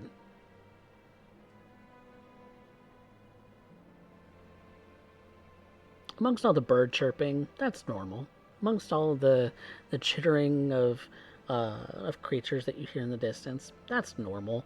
The crunching of underbrush, that's normal. There's another sound in the mix. Kind of a gloopy sound. In which direction is it coming from? Ahead of you. But you don't see anything. Alright, keep your eyes open, guys. There's something strange up ahead. I don't like the sound of it. Now, to be clear, what's the marching order? I'm up front. Oh, Vanya, I can see Vanya and Kirby maybe going back and forth between who's the leader. Vanya just enough to scout ahead a little bit, and then Kirby barging on through the more dangerous portions. Yeah, because this trail is definitely like a single file walking trail. Yeah. It only widens in certain places where the forks happen because those tend to be a little bit more like a road. Yeah. Yeah, so it's Vanya scouts ahead a little bit, sees something weird, Kurobe goes through it first, as long as it, not an illusion or anything. So it's probably her just ahead and then him right behind at the moment. But he's obviously going to be going first. And even though, to give you a little bit more of a description of this, even though it is bright and sunny out for the morning, the canopy has started to be so thick above that it is considered dim light. Okay. So, do with that mechanically as you will. Got it. Kurobe and Vanya sticking close together then. Only for her better eyesight. Yes, you do see better in dim light, and then Alira sees even better in dim light than she does in bright light. I have dark vision. You have dark vision. Oh, well, yeah, you do have dark vision. Yeah. As a part of your blessing from Babahamut. Yeah. I am not a normal blind ass human. Not a normal blind ass human. Sometimes we forget this. Yeah, But there's also the fact that Vanya's perception is plus 11 Mm. for an active. Yep. That their bard expertise, yo. But yeah, there's a very strange noise amidst all of the other noises in the brush, and keeping your eyes peeled for it, um, you you come across a rather unique tree. One that seems to have kind of instead of bark, a sort of blobulous surface. And it seems like it's making the noise. This might be one of those flesh trees we were told about.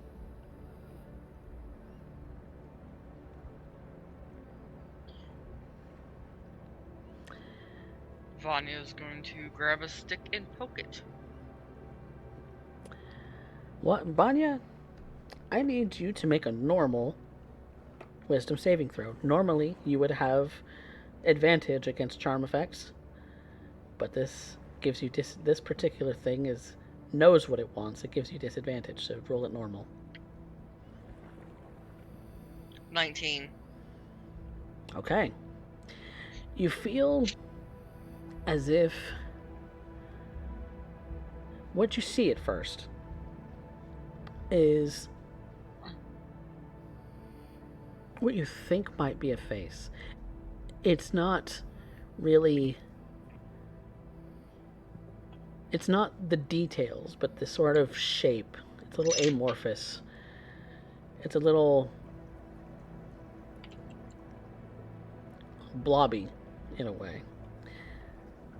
But it kind of looks like it's looking at you. Mouth, or what looks like a mouth, agape. And like the blob flesh is kind of pressed very taut against it. You hear in your mind a scream. Would you quickly shut it out? Okay, not doing that again. Guys, don't touch it. Please. That's... What is it? It tried to scream in my head.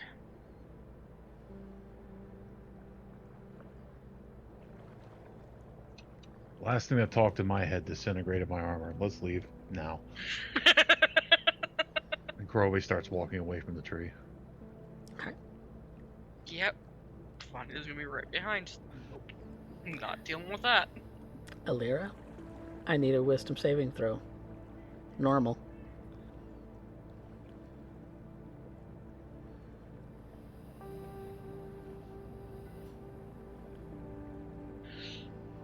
Okay, something bad happens. Oh no. What was the roll? It was a 4. No. Well, you start walking towards the thing as the scream that Vanya has recounted to you does reach into your mind, and you can't. You lock eyes with this kind of amorphous face, and you can't turn away. You almost start to walk towards it, but you shake it off.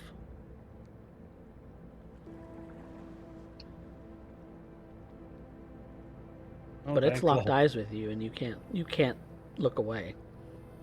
Do I notice this?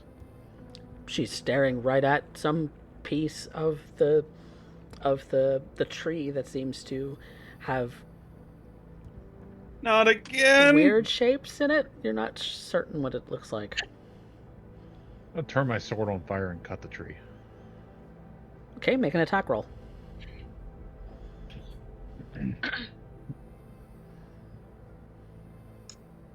All right, let's see.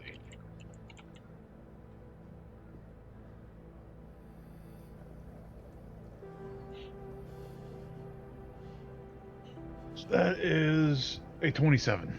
That'll hit. Roll damage. It's a stationary object. It wasn't a hard hard AC. No, I didn't think so.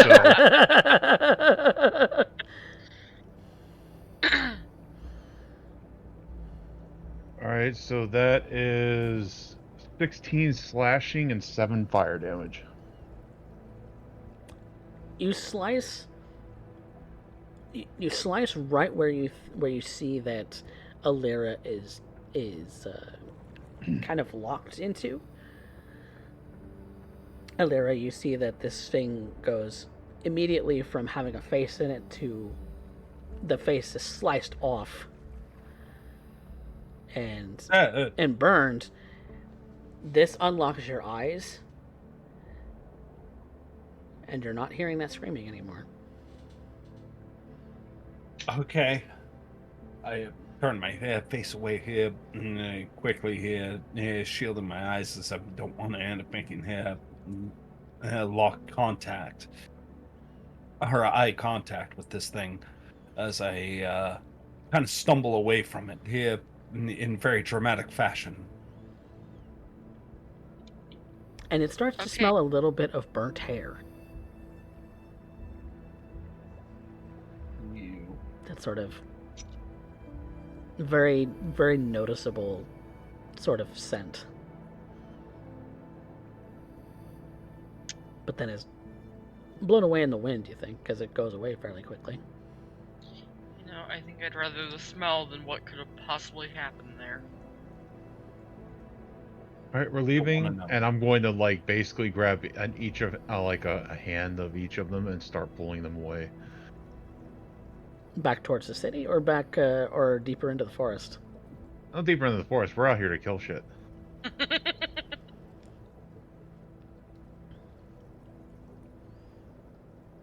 And, we're just getting away from the fleshy, screaming tree. And just as you think that you have blocked your line of sight of the tree with the other trees that make up this forest, you see another one. And even further ahead of you, you see another one.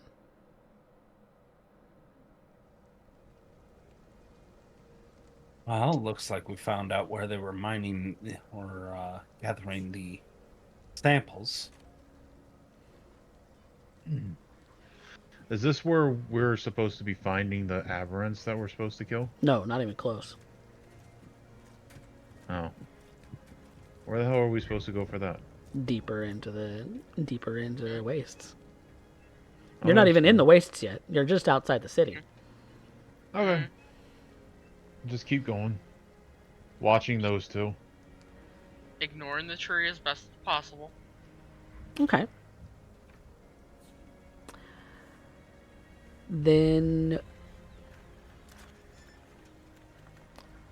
so what this is going to be, it might be a perception check, but it's going to basically tell me how much attention you are paying to your surroundings to be able to navigate, and it's going to be at disadvantage, Vanya.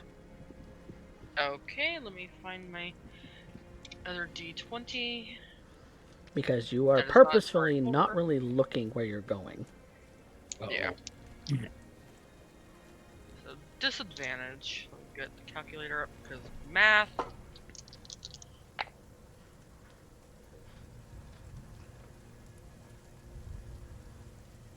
Okay. I wish you had said advantage, that would have been perfect. Disadvantage, my friend. Yep. Oh, it's still pretty high. It's just the higher number was a nat 20.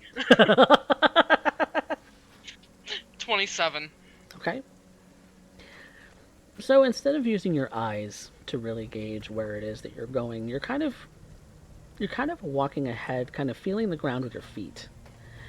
And the brush is getting pretty thick, so you are having to cut through it with your various sharp objects, the swords that you have, or or if Alira has another implement of some kind that is relatively sharp, she's using that as well to kind of cut through the underbrush. And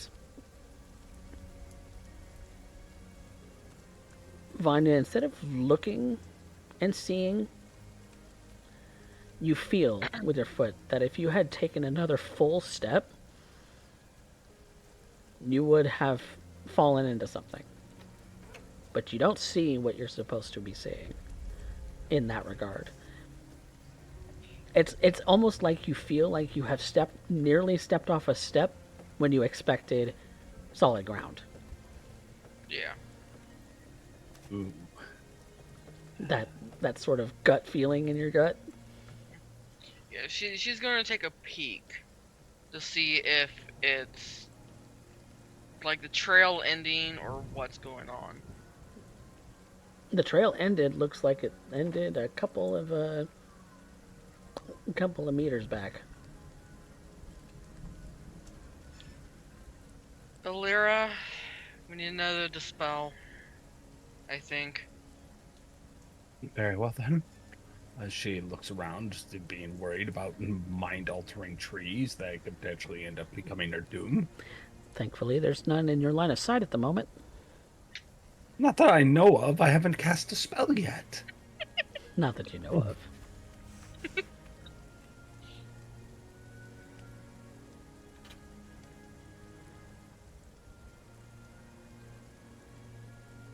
And I will cast a spell. Okay. You cast a spell.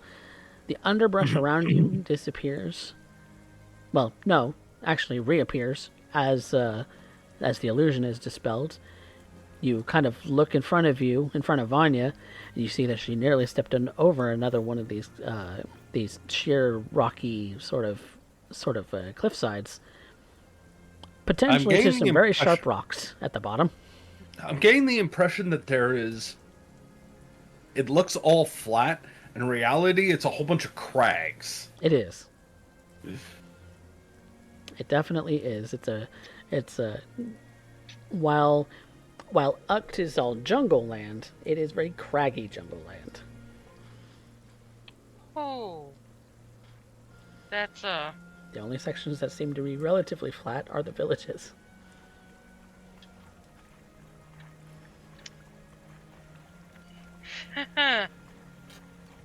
Okay. Ranger instincts kicking in. Thank God. And you see that a fork had been behind you, and you had went the wrong direction. Uh-oh. Let's go back and go in the right direction, shall we?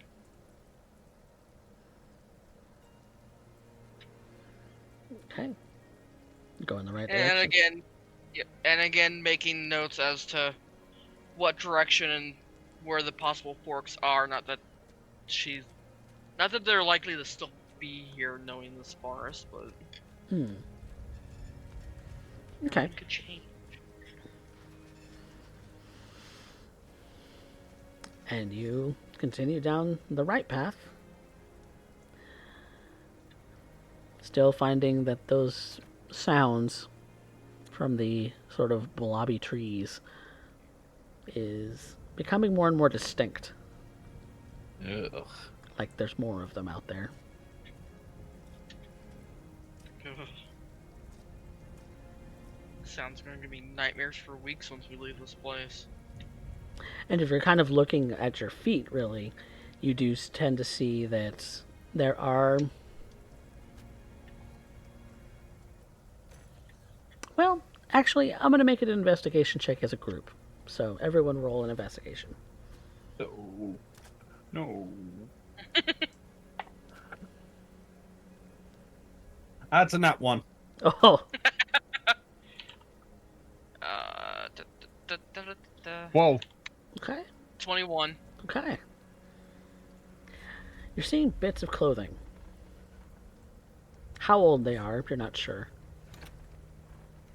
Alira, you're definitely not sure because you're not super familiar with clothing of this kind of style. I thought it was normal to end up having mud-covered garments. No. They're surface dwellers, for all I know. Vanya, you can tell that some of it is a little bit more recent. but still very old. Like, recent by the standards of gnomes would be 50 years. Yeah. Well, I think we found out what happened to some of the expedition teams. Is that what these are? Yeah, got gobbled up by something, clothes left behind. In fact, you find one garment that's wholly intact. Huh.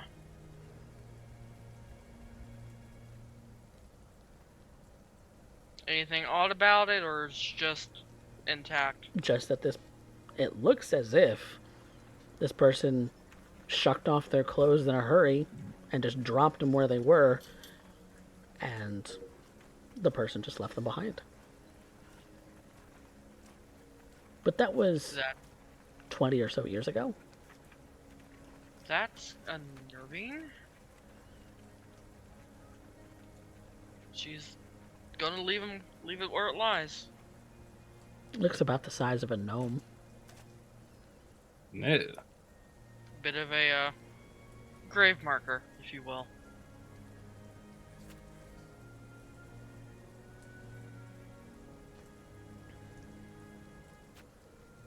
But they continue on. Okay.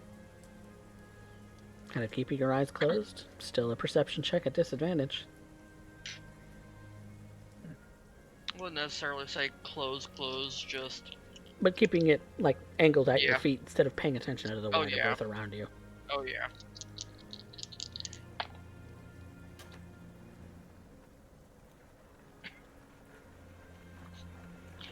I hate my dice sometimes. I keep rolling the same goddamn number all night. Except That's for this time. that's unusual. Yeah, that's a 26 this time, but the other dice, the higher number, was the same number I've been rolling. Mm. Odd, fucking nice. Anyway, 26. 26. Even with your eyes kind of pointed at your feet and your companion's eyes very similarly doing the same, you follow your feet down the trail, just kind of keeping your eyes solely at the step right in front of you. When you hear a louder sort of blobbish noise.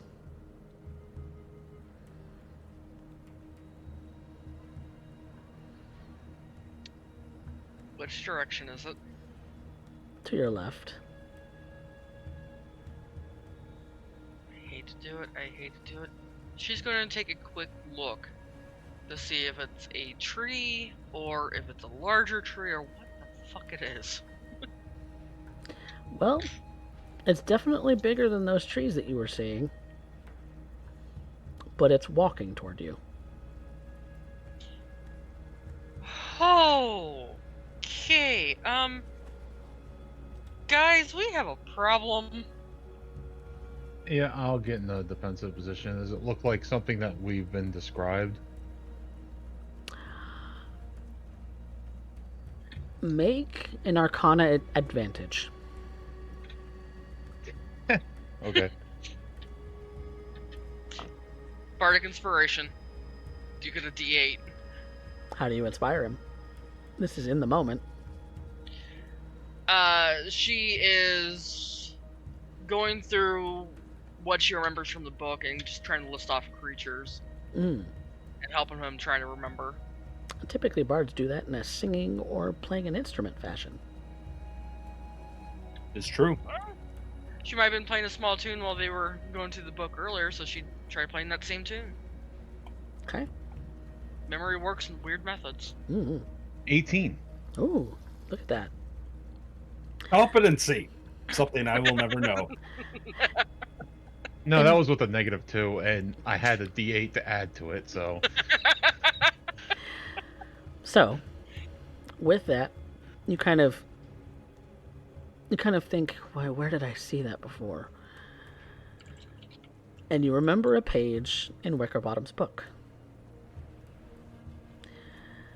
It's a it's a creature like the flesh trees, except it walks. It kind of has the sort of branchings like a tree, but they're blobby. They're more imitations of trees. It's more of a. This thing is trying to be tree shaped, but it's kind of scooting along the forest ground. These sort of very short, sort of hair-like filaments kind of covering, not really covering the whole thing, but you definitely see spots where they are. And a face in the center of it, and you see it too, Kurobe.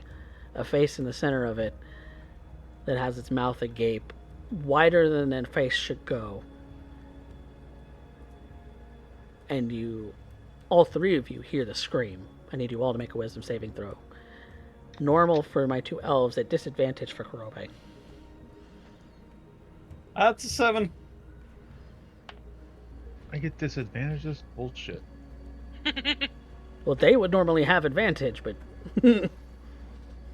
I would really like the advantage right now. Right.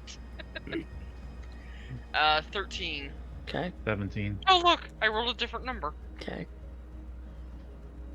Clara? Like I said, 7. Oh, My highest roll was a 4 thus far.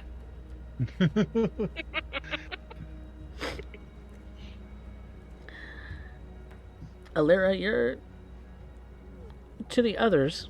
You look like you go into a defensive stance, but then you're unmoving. You can't make yourself move. Doesn't matter how hard you try to push against it, you can't move. Uh-oh. That's not good. Can I launch myself at this thing and start attacking it? Of course you can. Make attack rolls. Sure. Alright. That is a 25. That'll hit.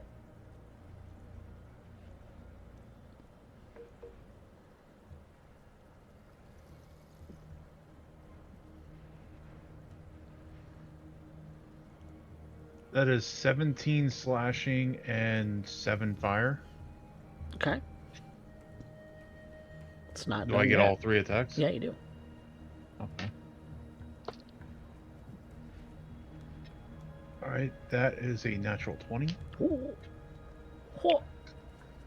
Vanya, you might not get a turn. So that's...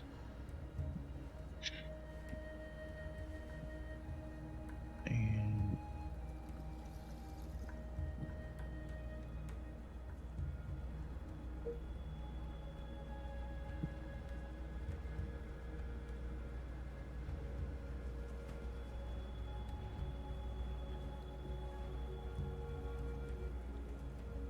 That's 40 damage.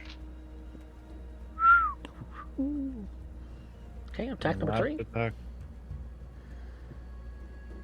That is a 21. Hits.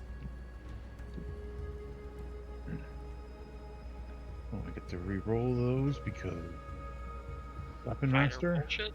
Yep. Yeah. So that is Fighters get them extra feats, yo. 16 slashing and another 8 fire. Okay. Vanya, you just see that Kurobe unsheaths his sword and just starts hacking pieces off of this thing. Charred flesh and hair starts to fill the air with that very pungent sort of scent. And you hear the screams even louder in your ears.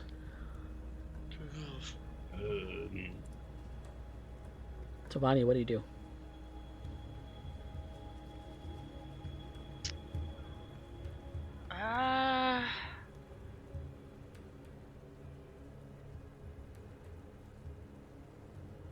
How far, not counting Kurobe because Kurobe's right up on it, but how far are Lyra and I from it? You're probably back about 10 feet, 15 feet. Really isn't Okay. an encounter I was going to put on a map. Fat guy, how confident are you in your dice? Oh. We're about to find out, I guess. I'm going to use Shatter Mm. on it. Centered on it. So, probably centered just behind it. If I can get behind it, hit it, but not Kurobe, I'd like to do that. Okay. Because it's So- a 20-foot radius, or is it smaller than that? 10 foot. 10-foot radius. It's Okay. 10 foot radius. So yeah, you can position it 5 to 10 feet behind it. Your shatter, because it's a point you can see, not a target, right? Yeah, when Okay. I can see. Point you can see, and you can position it where the creature will get hit and not Kurobe. So that's a Constitution save for this king's part, right? Yes, it is. Okay.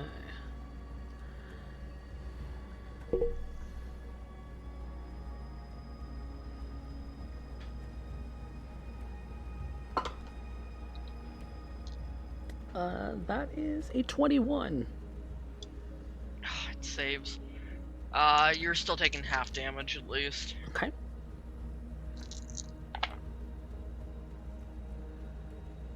$16 points. Okay. It's still up for the moment. Alira, I need you to make a melee attack against Vanya.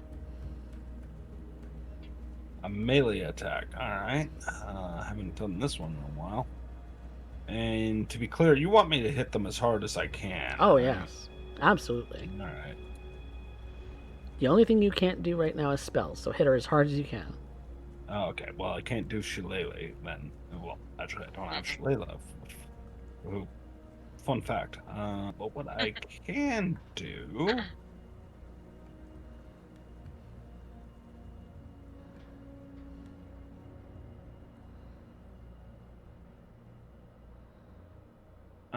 does 17 hit? It does actually. Okay. Roll damage. There's going to be 9 points of damage. And you only get the one attack? Don't believe druids get a second. No, I don't think attack they do. So, at 10, so. okay. That's Alira's turn. Now it's this thing's turn. Scared her with a rapier.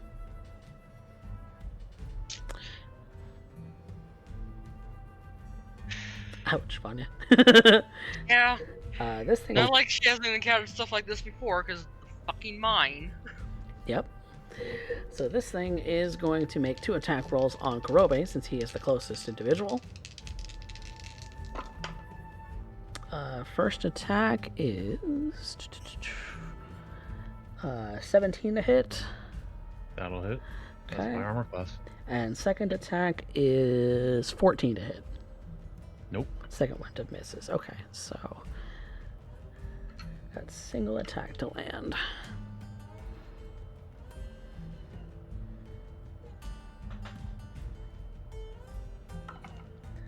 Well, that's 1 point of bludgeoning damage and 9 points of acid damage.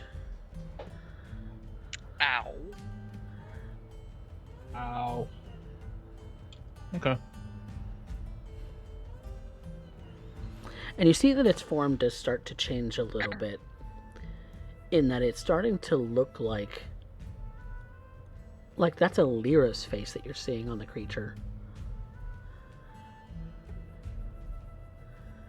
Not quite fully formed yet, but it's starting to look like her. It's happening again! It's starting to look like her. Oh no.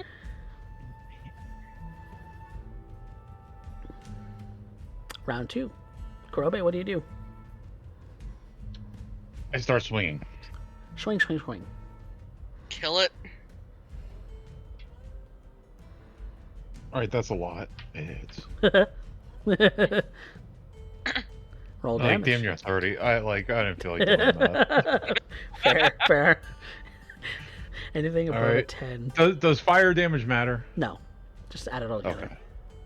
Okay, just me. Oh. Because it's made of flesh, it's not made of trees. Okay, yeah, I heard tree-like, and I'm like, that's why I was keeping it separate. But so that's Nope, there is no wood that you detect on this creature. so that's 25 points of damage for the first hit. All right, second, that is 27. That'll hit, of course. That will be 11, 17. That's 26 points of damage. It starts to scream in your mind loudly, in Alira's voice, before it stops moving. I'm going to hit it again. Go for it. Make an attack roll. Gotta make sure it's dead.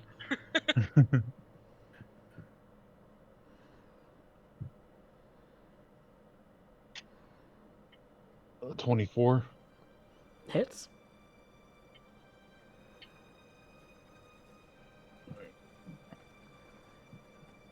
That is 18. Another 25 points of damage. You see that even though this thing has screamed and has stopped moving, Kurobe is still hacking and slashing and hacking at this thing, sloughing pieces off in a kind of wet, sort of goopy sort of manner. The scent of char and burnt hair just sort of filling the air in this moment. And Alira, you're free. Yay! You're free from its control.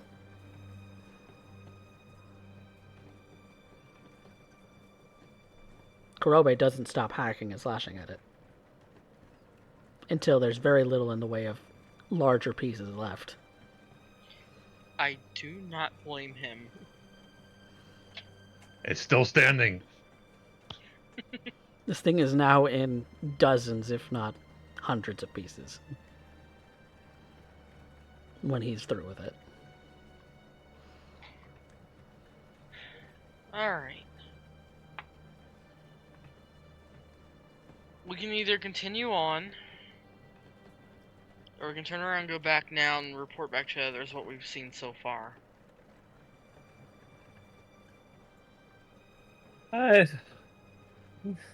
It's still ringing in my head. Okay. I think we can go further. I still have some spells to work with. I think we have enough to get back. Okay. I was about to say, remember, we're going to need some on the way back as well. Yeah.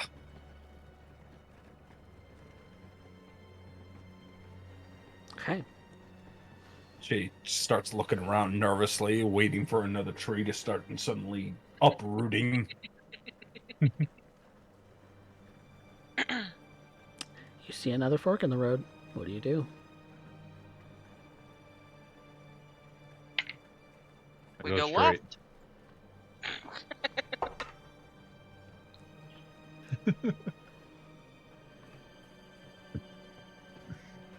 Nothing of any consequence happens during this part of the trek. You can be grateful for the small things. Mm-hmm. Though it does kind of make me a little suspicious. Almost paranoid. What do you do in that Almost. paranoia? She's just looking around and trying not to see any of the flesh trees while she's If I doing see anything that resembles a face on a tree, I throw a firebolt at it. Some of the trees are actually trees, and you do this too, and it kind of catches it on fire for a brief moment. Then you realize it's made of wood. And there are other trees very, very close to it, and so if you don't want to start a forest fire, you put it out.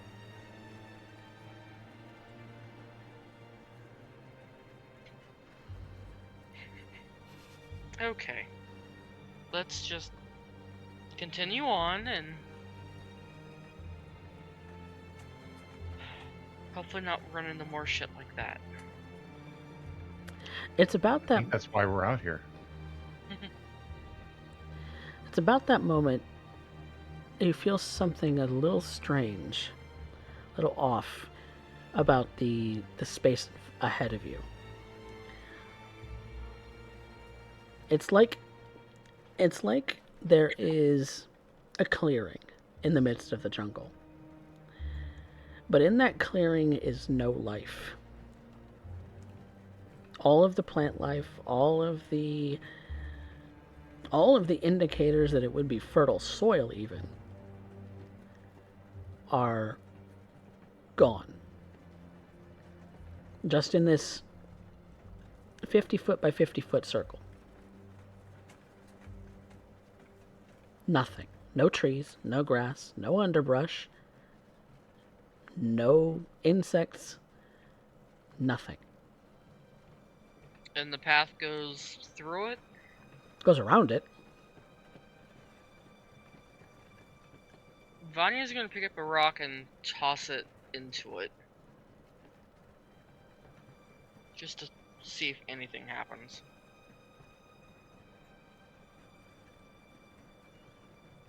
Nothing. I'll break off a branch of something living and throw it in. As if the dirt itself could swallow things. It does. And that branch goes disappearing into the bottom of this. Okay, not setting foot in that thing. Oh, come on, it'll be fun. I'm just kidding. I'm getting the hell out of here. I'm going to walk around the path.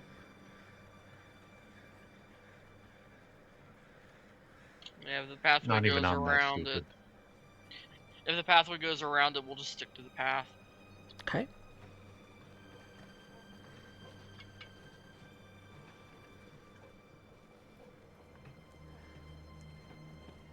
You continue.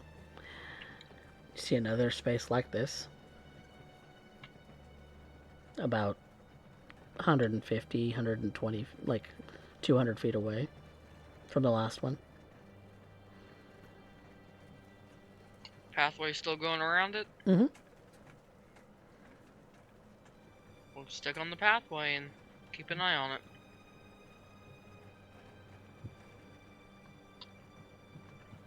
You hear a whisper, Vanya, of your name. Vanya. Sounds like your sister.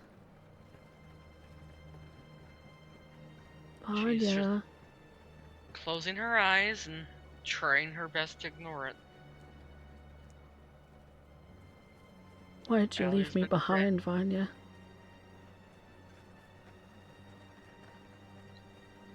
Her sister's been dead for 80, 90 years at this point. She's Robe. You hearing the sound of the cleric friend that died many moons ago. Hmm.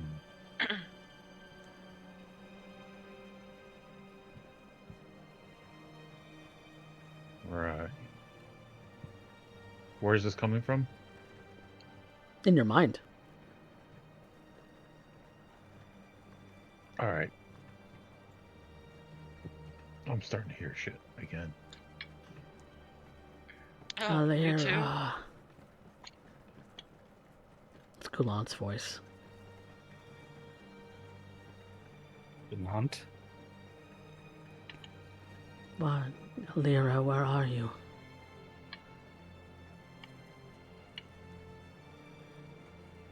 Ooh. Oh. Oh. Oh.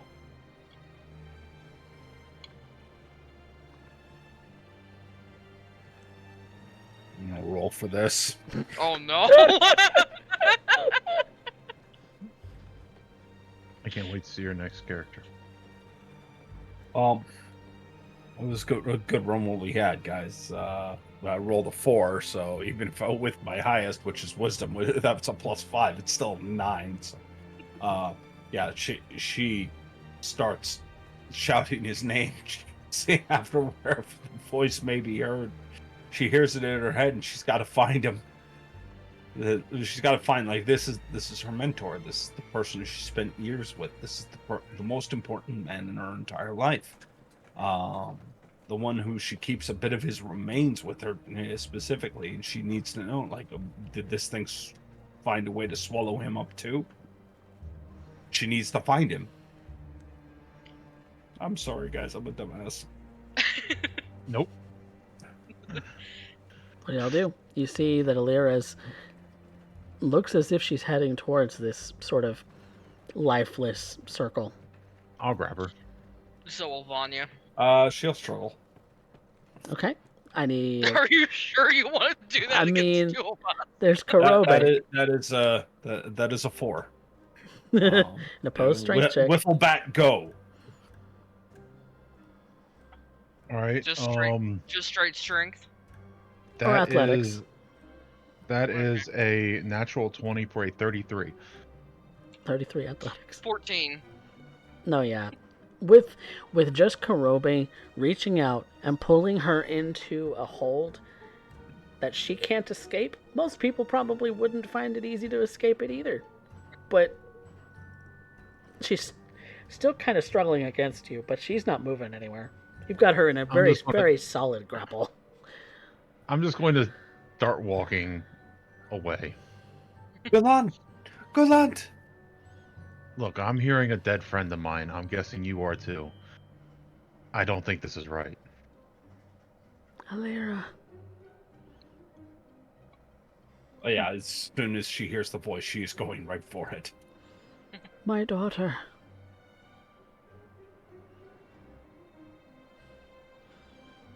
But Karobe still got you in a very solid grapple. You're going where he goes.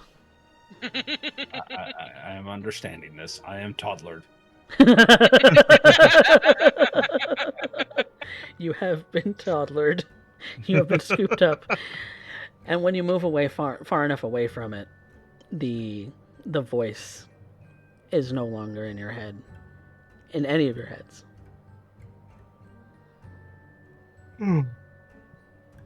Oh, that's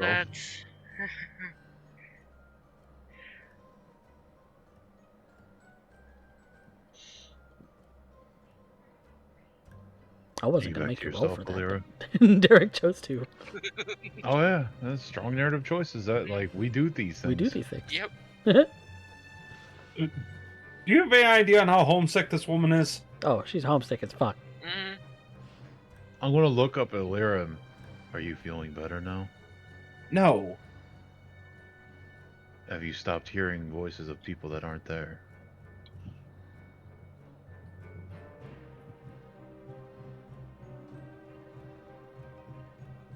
It's gone.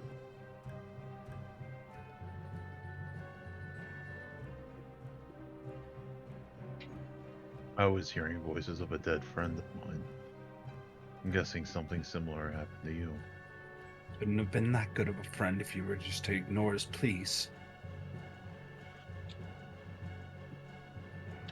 He I is heard dead my and sister. buried very far away from here. There is no way that he could be here. Same with my sister.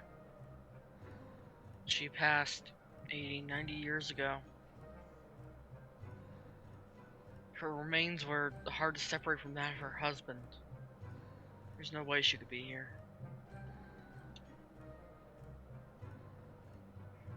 Remember, things here work on your mind. They try to trick you. Try to control you.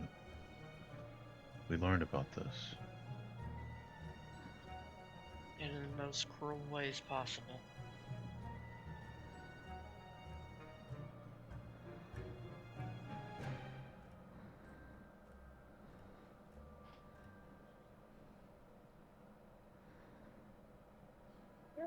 So, I'll slowly sit Alira down. If you would have walked out there, you would have been dead too.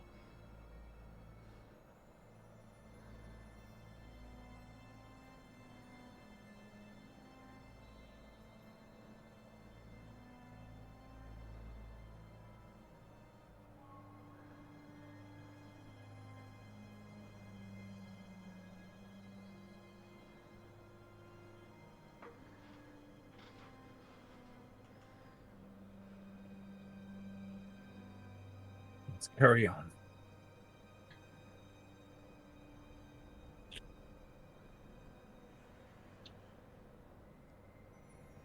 Roby will just give a nod and start walking forward. Continuing deeper, or are you going back? It is starting to get late in the day, and it's getting very dark. Oh, we couldn't make it back tonight anyway, so let's keep going deeper until we find something to... We were trying to find something to fight, to take out something for the guy. We did something like that already, but just maybe a little bit further until we find a safe place to camp. Okay. Make a perception check.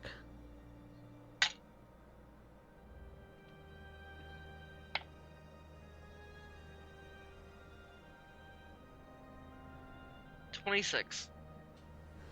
You eventually, on the path, come across a place where you believe that it would be safe to set up a camp. It is starting to get very dark very early in the evening because of the overhead canopy. But you find an actual clearing with grass and things that are not destroyed or otherwise lifeless. And you find a good place to settle in. You set up the campfire and your bedrolls around it in order to settle in for the night. Is there anything you want to do before the night's out? Or do you just want to go to sleep and wake up and go back?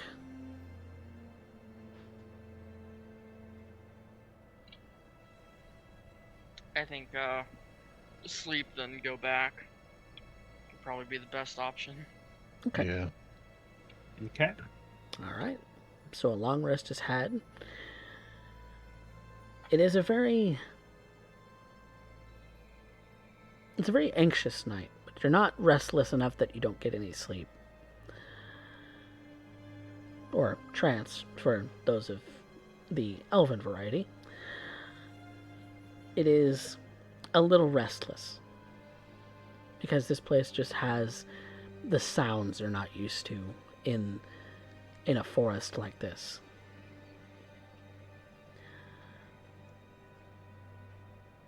Even the slightest rustling of brush does tend to wake you up for a few moments, but you go right back to sleep as you need to. And when you wake up, the sunrise is half as powerful as it otherwise would be in the bright daylight of the day. The canopy still shading most of this place in dim light, except for those small clearings where there's predominantly bright light. But you easily find yourself shaded once more, and you can make your way back. Now, Vanya, I need you to make me an intelligence saving throw. Ooh.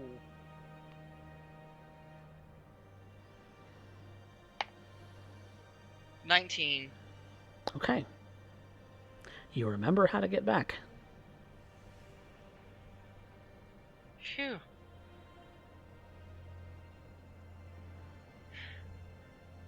Ranger instincts for the win. Them their ranger instincts. So, it takes you the better part of a full day to backtrack your way back. The illusions themselves have reset, but you remember enough through them that you don't have to dispel them if you don't want to. But you are being very mindful of your step. So it is a little more slow going, so you will be arriving at nightfall back to the capital city. But with it being late into the evening, you can indeed rest again and meet up with your fellow crewmates as well to give them the heads up on what you all are to expect making your way out there, at least in this initial portion.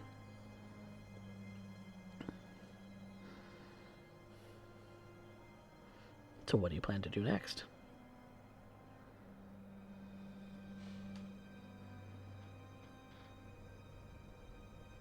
I think at that point, it's if we're able to end up making it all the way back, it would imply that we have enough, or we have to report in. Yep. You can report in if you'd like, with your fellow crewmates, your fellow Lucky Sevens, and whatever else you might want to get up to before the night is out.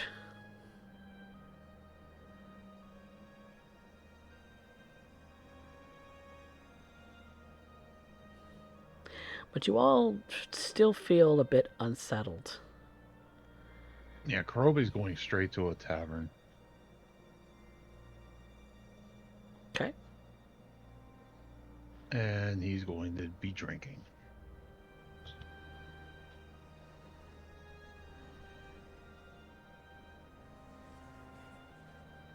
Haunted by the face and the voice of your friend. Out of character, I forgot his name. My bad. I have it written down. He doesn't come up very often, No. but his name was Elvis. Alvis? Okay. Haunted by the memories of Alvis and what happened. Why don't you give us a little bit of insight as to what happened the day Alvis died? Oh, we were on a hunt.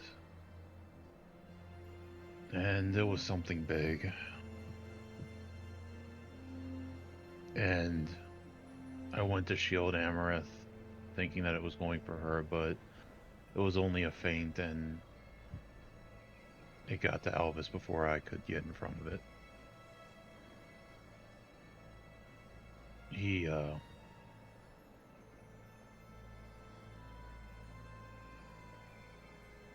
didn't make it.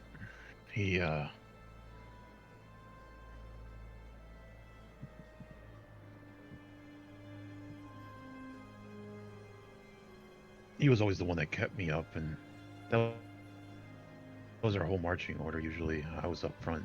He would make sure that he'd stay up front, and Amareth would just hammer things from a distance. I made the wrong call. I didn't protect him. That was my job, and I failed.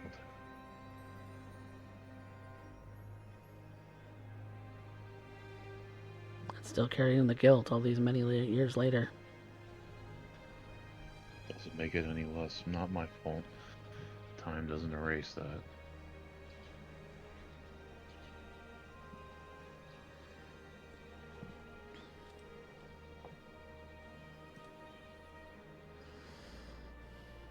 Vanya, what are you headed off to do, if anything?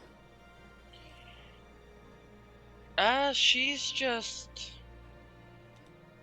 going to be going over the events of what happened on their little expedition out.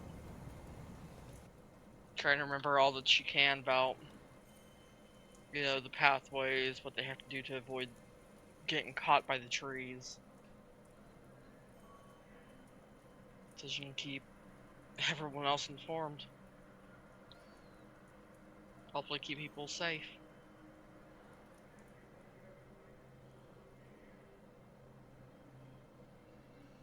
So you can do better than what happened with your sister.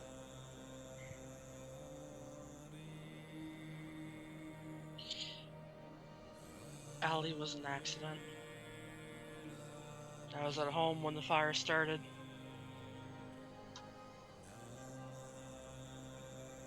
She and her husband had just moved into that place too.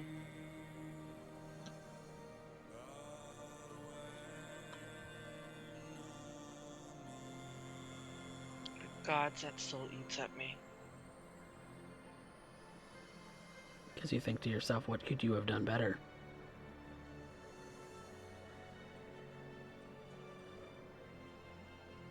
had known spells back then, some of the better ones that could have helped put out the fire quicker.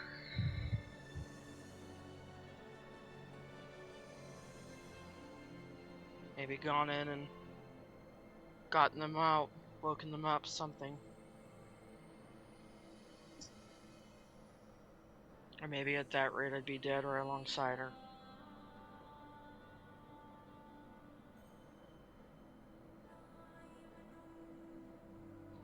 But you keep yourself focused on the task at hand, trying not to think about the sound of your sister's voice.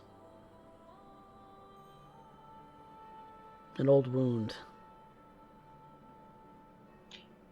Recently healed and now reopened again.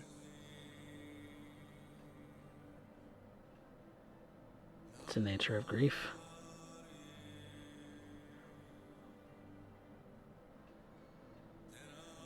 Alira, do you have any things that you do to settle your mind after losing Gallant again?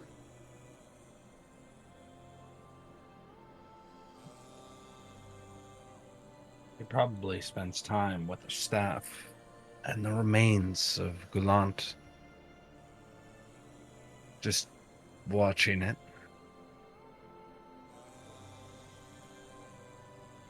Is she ever the fool to hope? That was the mistake, really. Hoping.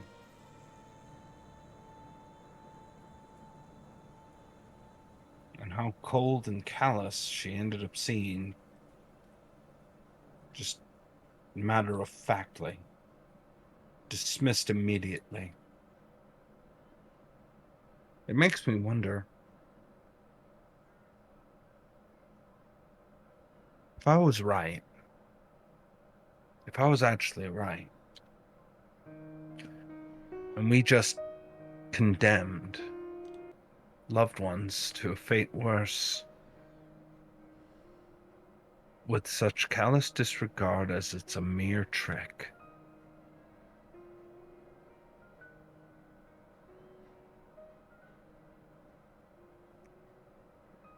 Everybody ends up asking themselves, so what would they have done? What would they give? Just to reset a mistake, to try again, to make contact with someone long lost.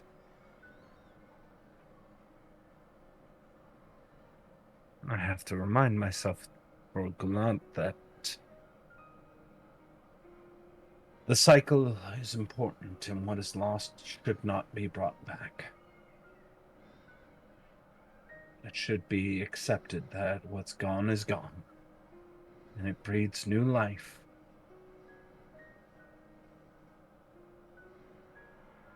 And for all the truth of the words, in a single moment, she gave in to that temptation. She made the mistake of hoping.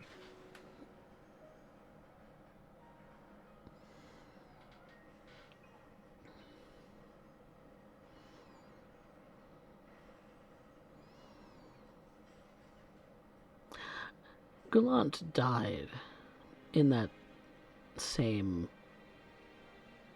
illithid factory that you were found in. His remains were there, at least.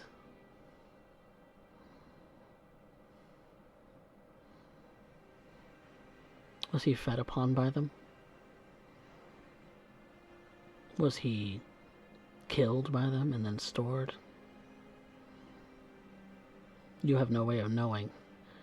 You were already unconscious in a pod long before.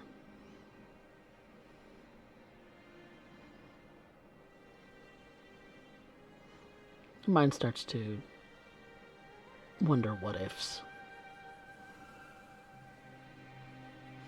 If you had been stronger that day, could you have overcome them and saved you both?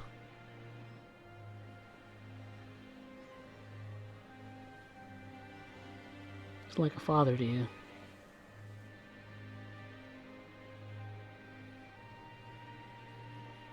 Or the closest thing that the Drow have to fathers?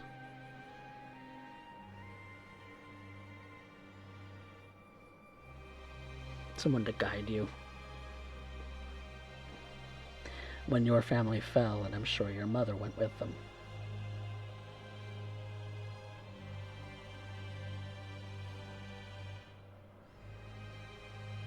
Many, many centuries ago.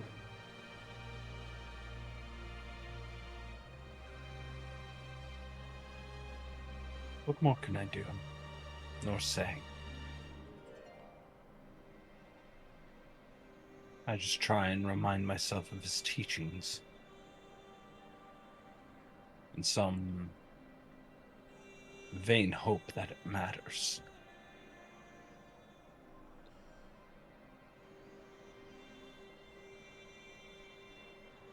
In a way, he lives on through you, which may bring you some peace.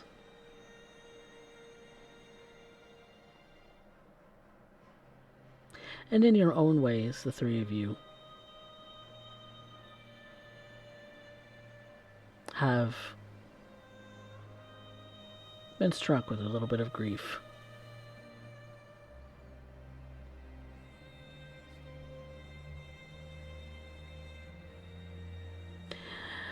And when you complete the night, you go to your rest and wake up to a new day. The grief is still there, but that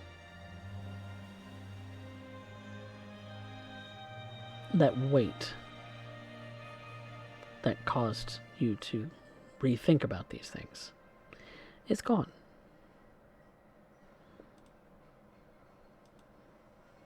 As if it never happened.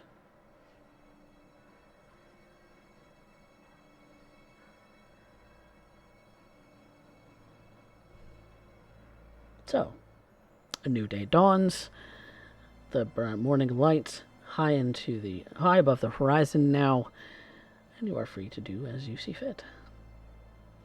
Which is, I think, a good place for us to come back next time to recount the details of your encounters to your companions in the morning, and to possibly head out as a group, as a full party of the Lucky Sevens.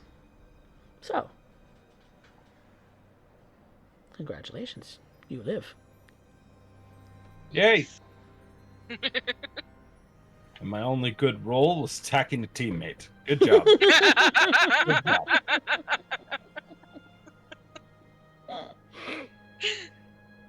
I almost spit take. I almost did a spit take, y'all. But yeah, hope you guys enjoyed that. A little bit of an emotional bit at the end, but you know, we come to Coffee Cat Tales for the tragedy of things. You know, it's what we do. So, thank you guys for playing. I'm glad we had, you know, half the cast here so that we could play. So you get your 5 experience for showing up. And I'm going to give you another 2 for your adventure today. Yay! So now let's talk about some roleplay prompts. So, with that, we have who had the best line, who had their best scene, and who moved the plot for today. And, of course, the audience gets to vote on their favorite from tonight as well. So, Give me a moment to get rid of a cat, and I'll get the plot. While our wonderful mod Ravenstar is doing that, let's talk about some roleplay prompts. Who moved our plot? Valera. Or I did it again, didn't I? You called Yes, yourself. Vanya. Vanya. Derek meant Vanya. My I'll brain. take it. Your brain did the thing. My brain did the thing. Brain did the thing. Mm. Brain's always been doing shit. Mm. It be doing stuff on its own sometimes. Yeah, I can see it. Okay. So is that unanimous on Vanya then? Yeah. Yeah. Okay. Vanya, be the you get that case. extra bonus. So who had our best scene? I'm gonna say Alira for one of two scenes. The first one, traumatizing that poor deep gnome. Yeah, I picked that. Second one, going after that dead area. Vanya and Kurobe ignore it because they know, just like, no, those people are dead. They've died a long time ago. Alira, not giving two shits. I'm gonna go for Gallant. Who knows? Yeah, He could Lyra. still be out there somewhere. Not a whole lot of If investigating that is was the done. strangest possibility that out of everything you guys have seen thus far, you haven't been paying attention. Let's just be real. And who knows? He might still be out there, given the possibilities these days. Mhm. Never know. So that's everybody wants a Lyra on that one? Yeah. Okay. All right, I've voted. Best line.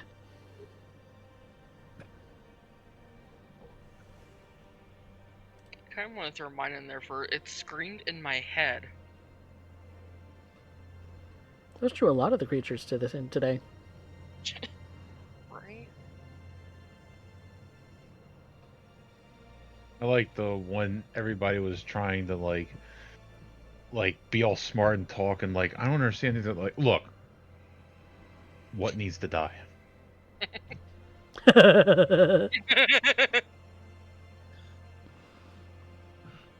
a valid one. Valid one. What do you think, Derek? What's the best line from tonight? Yeah, I'll give it to Kurobe. Kurobe? All right, that's 2 votes Fair for Kurobe. He decided to end up cutting the Gordian knot. Ah, yes. Yep. As is what Kurobe want to do. I have a big sword, so I can take on a big knot. Yep. Yep, you just cut all the strings and call it safe. Fuck it. Who has All time right. to untie that shit? All right. Well, get your votes in, everyone. We still have a few minutes left on the poll. So, but Kurobe has the 1 vote so far. So far, he's looking like Kurobe's the favorite today. But, what do we think? What's up with me and carrying people? Like Princess carried Balder. Now I'm toddler carrying the You're typecast. Yep. Okay. You I'm okay typecast with this. yourself, man. This isn't anybody else's doing but yourself. Oh, I don't doubt it. Like I'm not like contesting that. You're not complaining. You're just, how the fuck does this keep happening? Yeah. You're the strong boy. If I had a nickel for every time it would happen, I'd have 2 nickels, but it's kind of weird that it's happened twice. Well.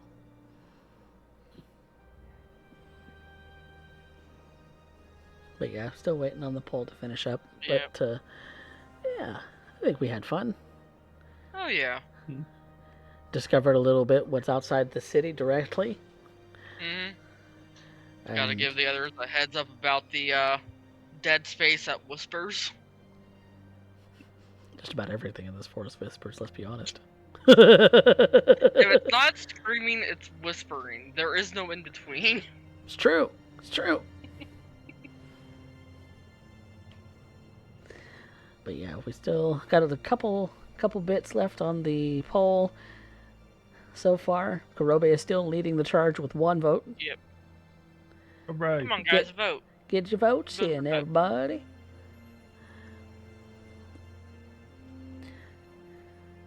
Hope the audience is having fun with this campaign as well. We also saw Vancouver come in.